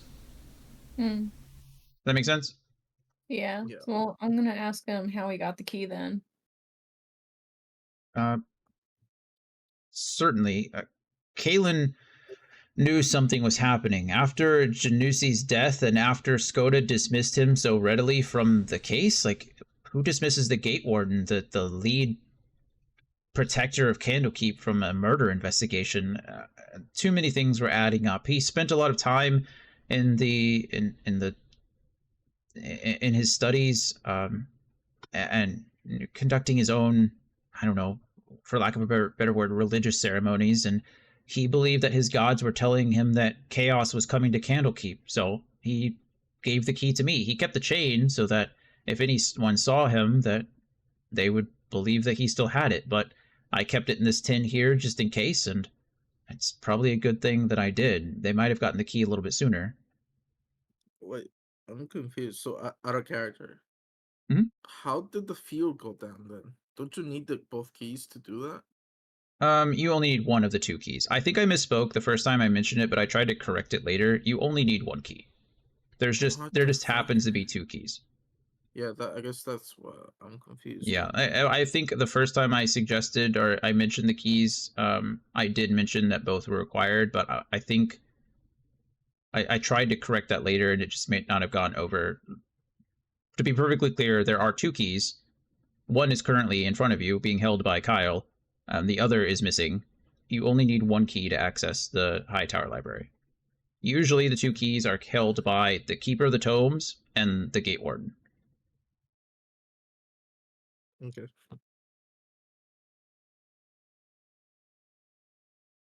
Okay. I hope. Can I do insight? Yeah, absolutely, you all can. Sick. Yay! Oh, I can do insight. Let's go. I have only one. Okay. Oh my god. Oh no. Evie trusts Todrick with her life. I'm just kidding. Okay. Emmy rolled a 16. Okay, let me do +1. I got a 20. 18 total. Liar, liar, pants on fire. Liar. Yeah, Kyle, Liar. Adom, Evie, or not Evie, Emmy, you don't detect any malice at all. Everything he's saying straightforward. Evie, Alaric, you are kind of put off by his ability to, I guess, change faces. I guess he spoke very directly and very assertively to the keepers, or to the readers. I keep saying keepers, but to the readers. And but now that he's talking to you, he's back to he's deferring essentially to you. He's deferring to your authority. And so, Evie, Alaric, you're not really sure what to make of that. It's possible that someone as good as he seems to be at putting on, two different acts might not be completely honest. But Emmy, Kyle, Adom, nothing that he's saying, he seems to have been someone taught by Kalen. Kalen was a very upstanding person. He was very direct. He had Adom, personally, after a quick interaction, that he was a very steadfast, strong individual. And Todrick is very well just trying to emulate, his commander, emulate the person that he was looking up to. So, yeah, I would say your party is kind of split, but majority right now trust that Todrick is telling the truth. Okay. Or at least enough to follow him a little bit longer.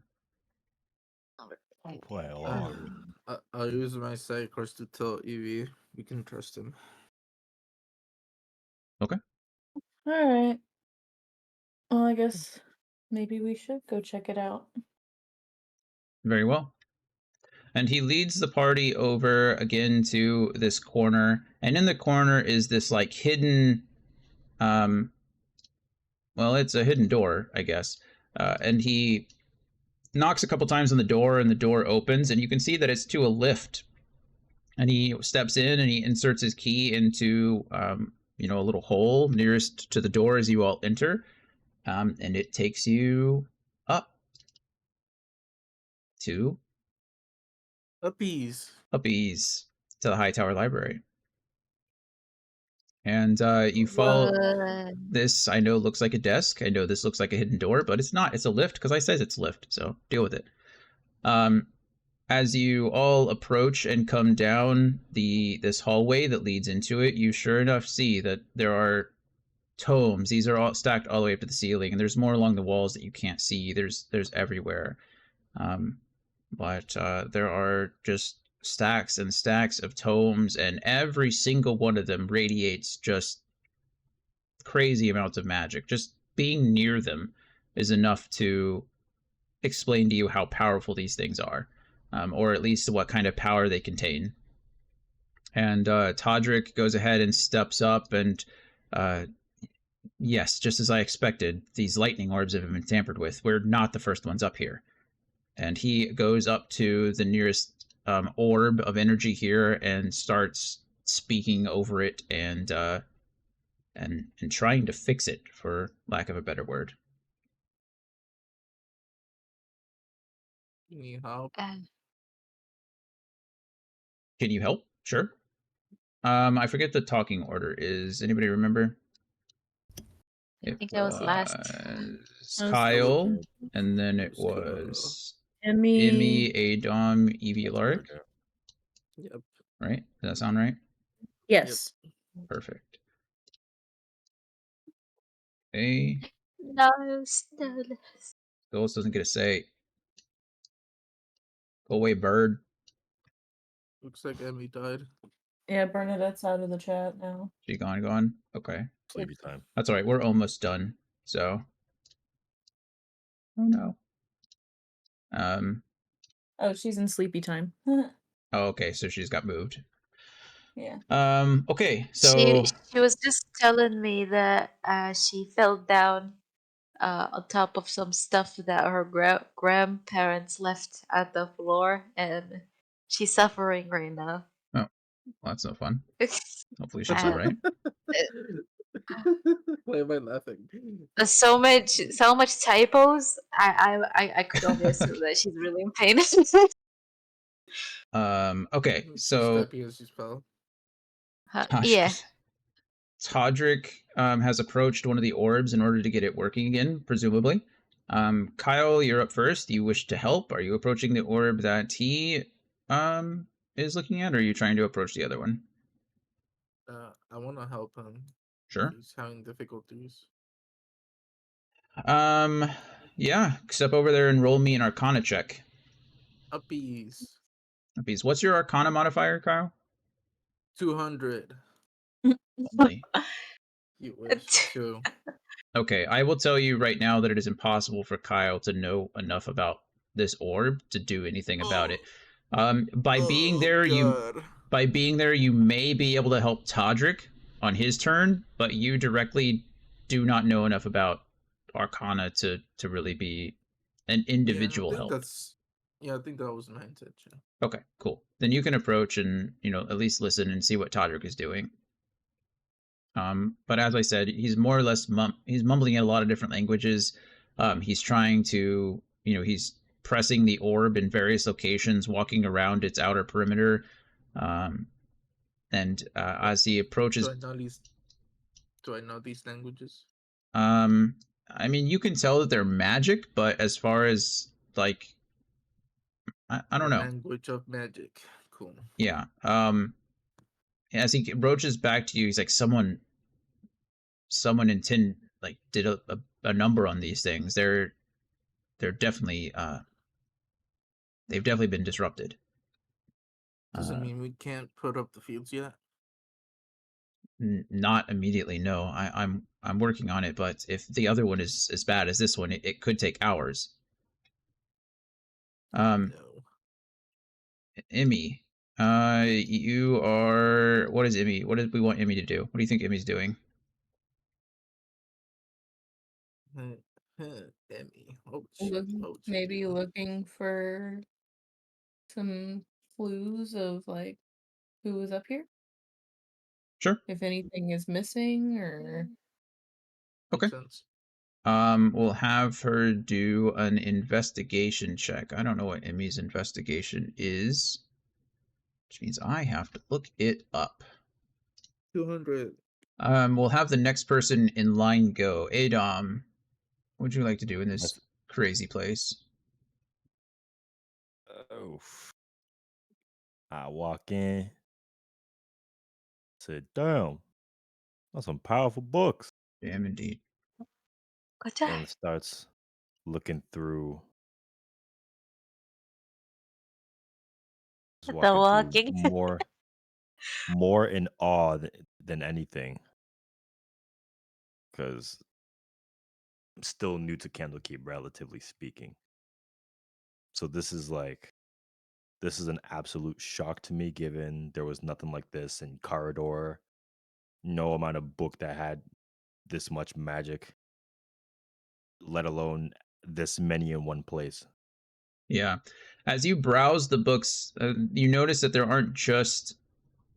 You notice a couple things as you're exploring. Firstly, there aren't just books on these shelves. There are artifacts and there are diagrams and there are all kinds of things, statues, um, all manner of magical items on here. And some of them are labeled and some of them aren't. Um, but as you look at the books, you get the sense that these have all been magically enhanced in some way. Not just the books, but the bookcases themselves. They seem to be both deeper and taller than it's possible to fit into this room. And as you reach towards a book, some of which are protected and some of them aren't, but as you reach for some of them, you can actually reach past the book and almost reach deeper into the bookcase and grab a book behind it, and a book behind that, and a book behind that. These are almost like bags of holding, but they're like bookcases of holding. And the only thing that they hold is books. And there seem to be several of them in this room. So what you see is not just what you get, if you understand what I'm saying. It almost speechless. Yeah. Evie. And she back. I'm going to basically do what we had Emmy doing and look around and try and see if she can perceive anything out of place.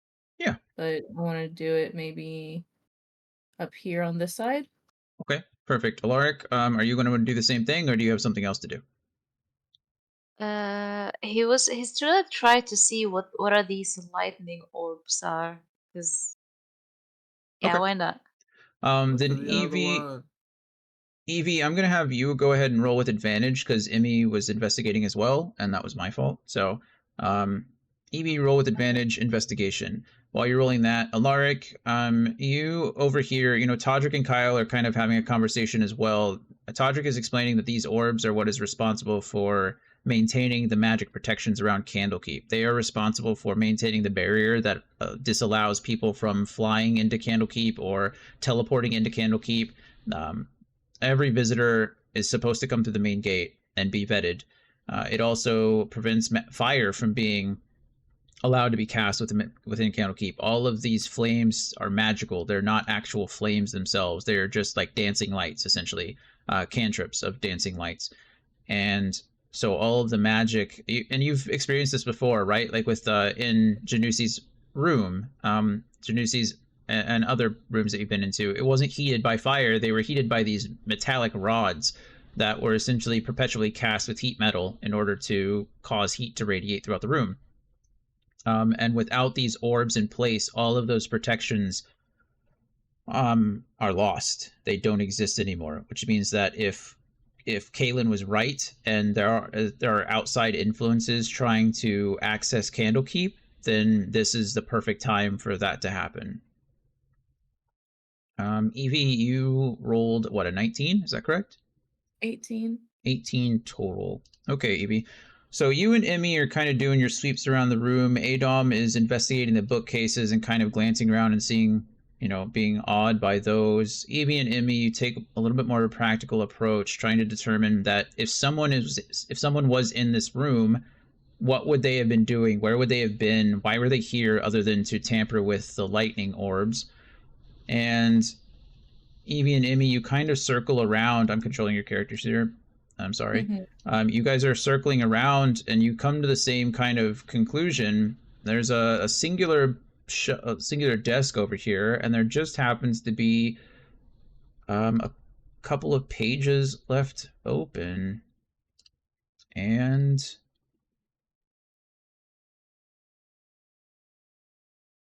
we are changing scenes for a moment because I need you guys to be able to see what I see.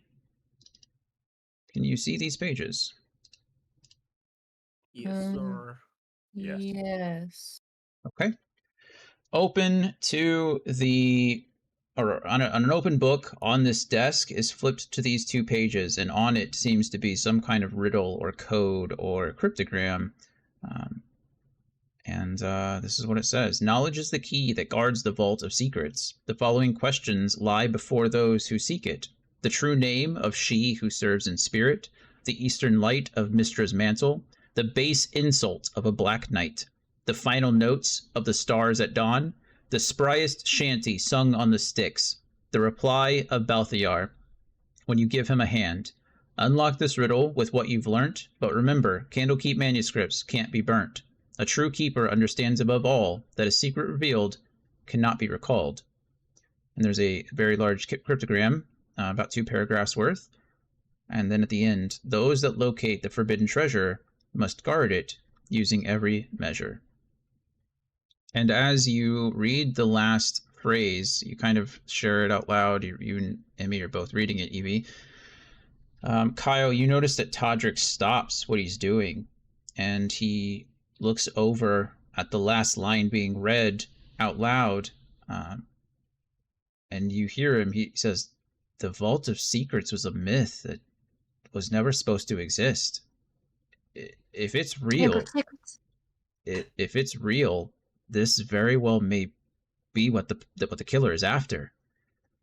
And as he ends that, you all look out the topmost peak of exaltation. You are at the highest you can possibly be in Candlekeep itself.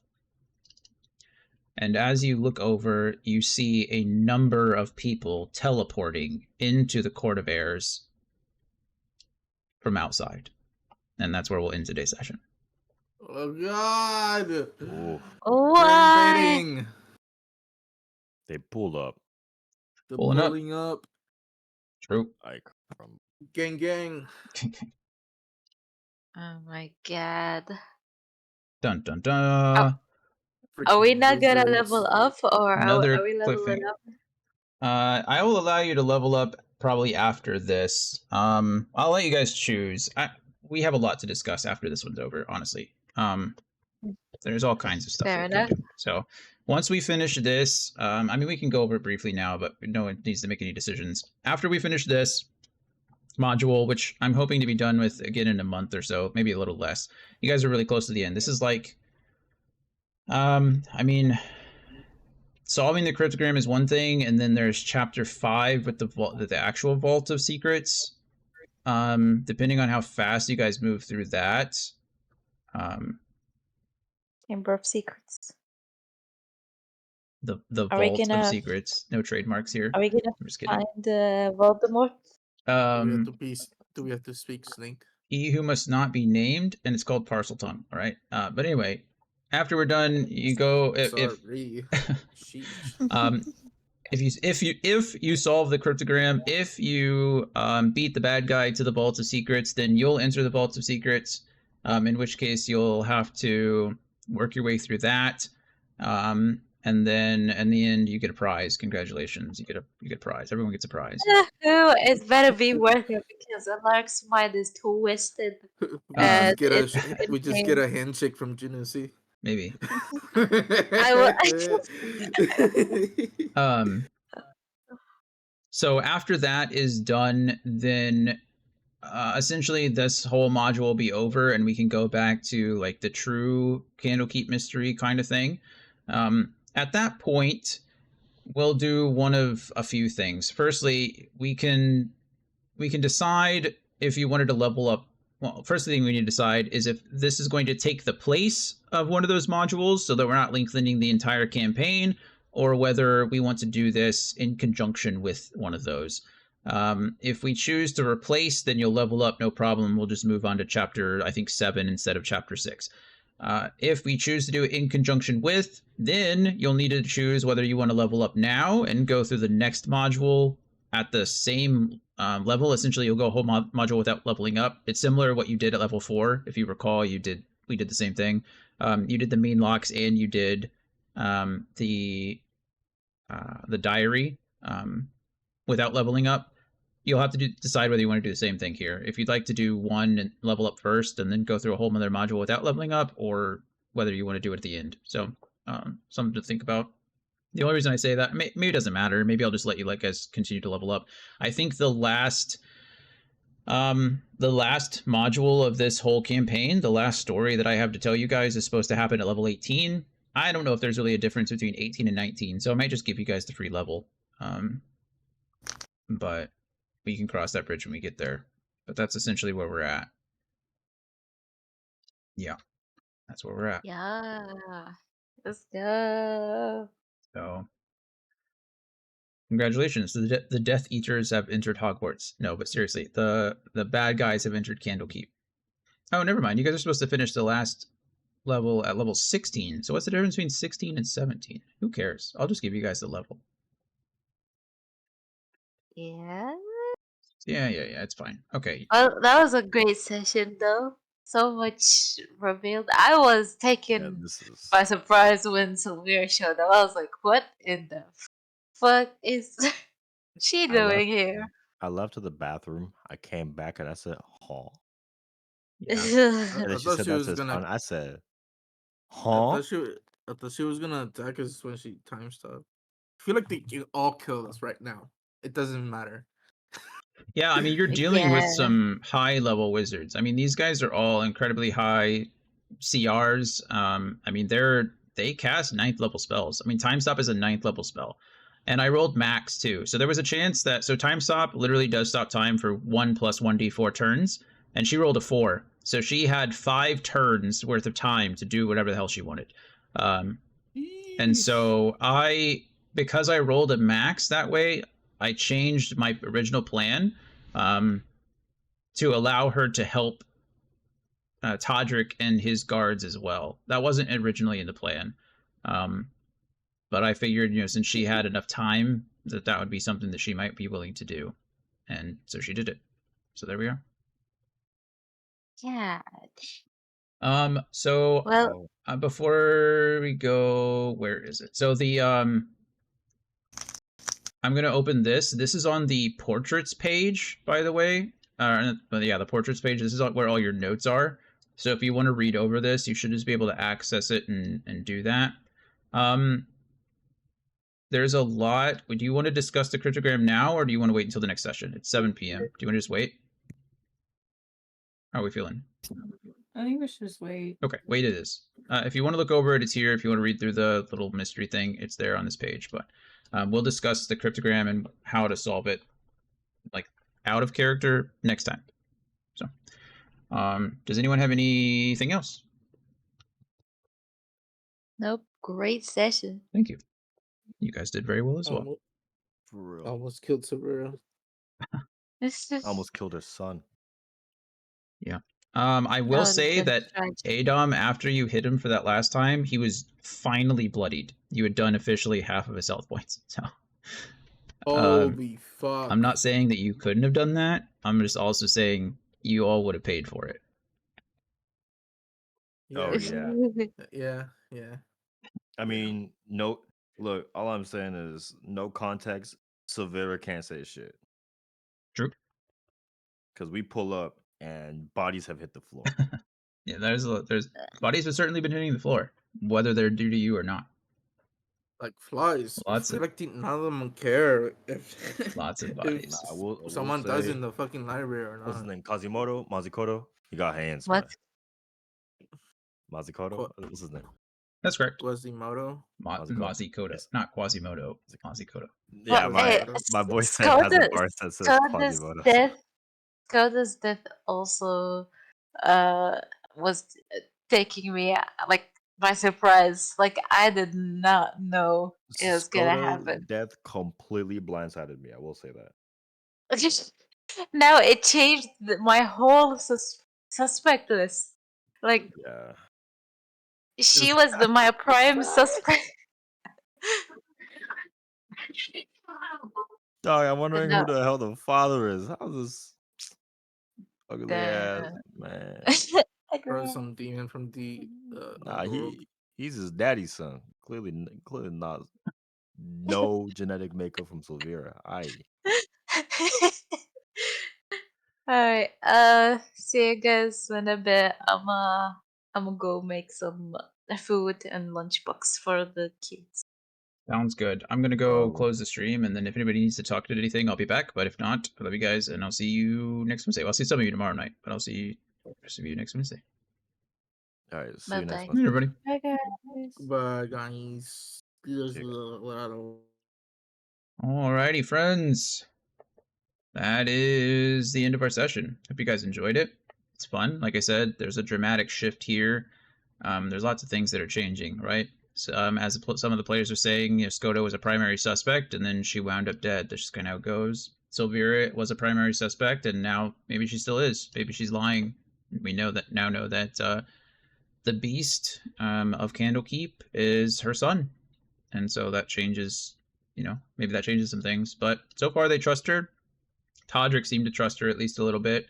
He made it clear that he was aware of Mazikoto, and due to Kaylin telling him, I had to step away for a second to let the dog out, but it sounded like they were discussing whether they even should trust Todrick or not. And it seems like they rolled well enough. Some of them, as far as insight goes, they rolled well enough to assume that he wasn't lying to them, or he's just a really good liar. You never know. But regardless, they're kind of finding some allies, I hope, which is kind of the idea, right? Kaylin was a proposed ally, and then Kaylin died. And now we have Todrick and potentially Sylvira, which might be able to help them depending on if they use those allies or not. That's really up to them. But regardless, we'll see. We will see. But thank you all for being here. I do appreciate it. I love when you guys are stepping in. Ranger, I saw you earlier. I don't know if you're still there, but thanks for being here, man. Mo, I appreciate being here. I think it's actually Neil.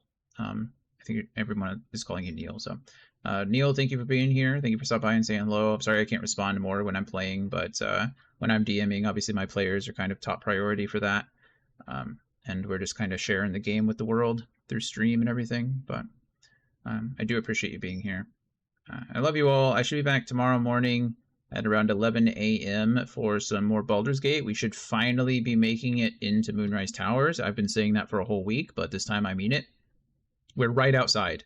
Like, we've done everything else we can do. We're right outside Moonrise Towers. I don't know what else I could possibly do to make it last any longer. So we'll be doing that, but I think that's it for me. I love you guys. You guys have a wonderful night, and I will talk to you tomorrow. Bye, everybody.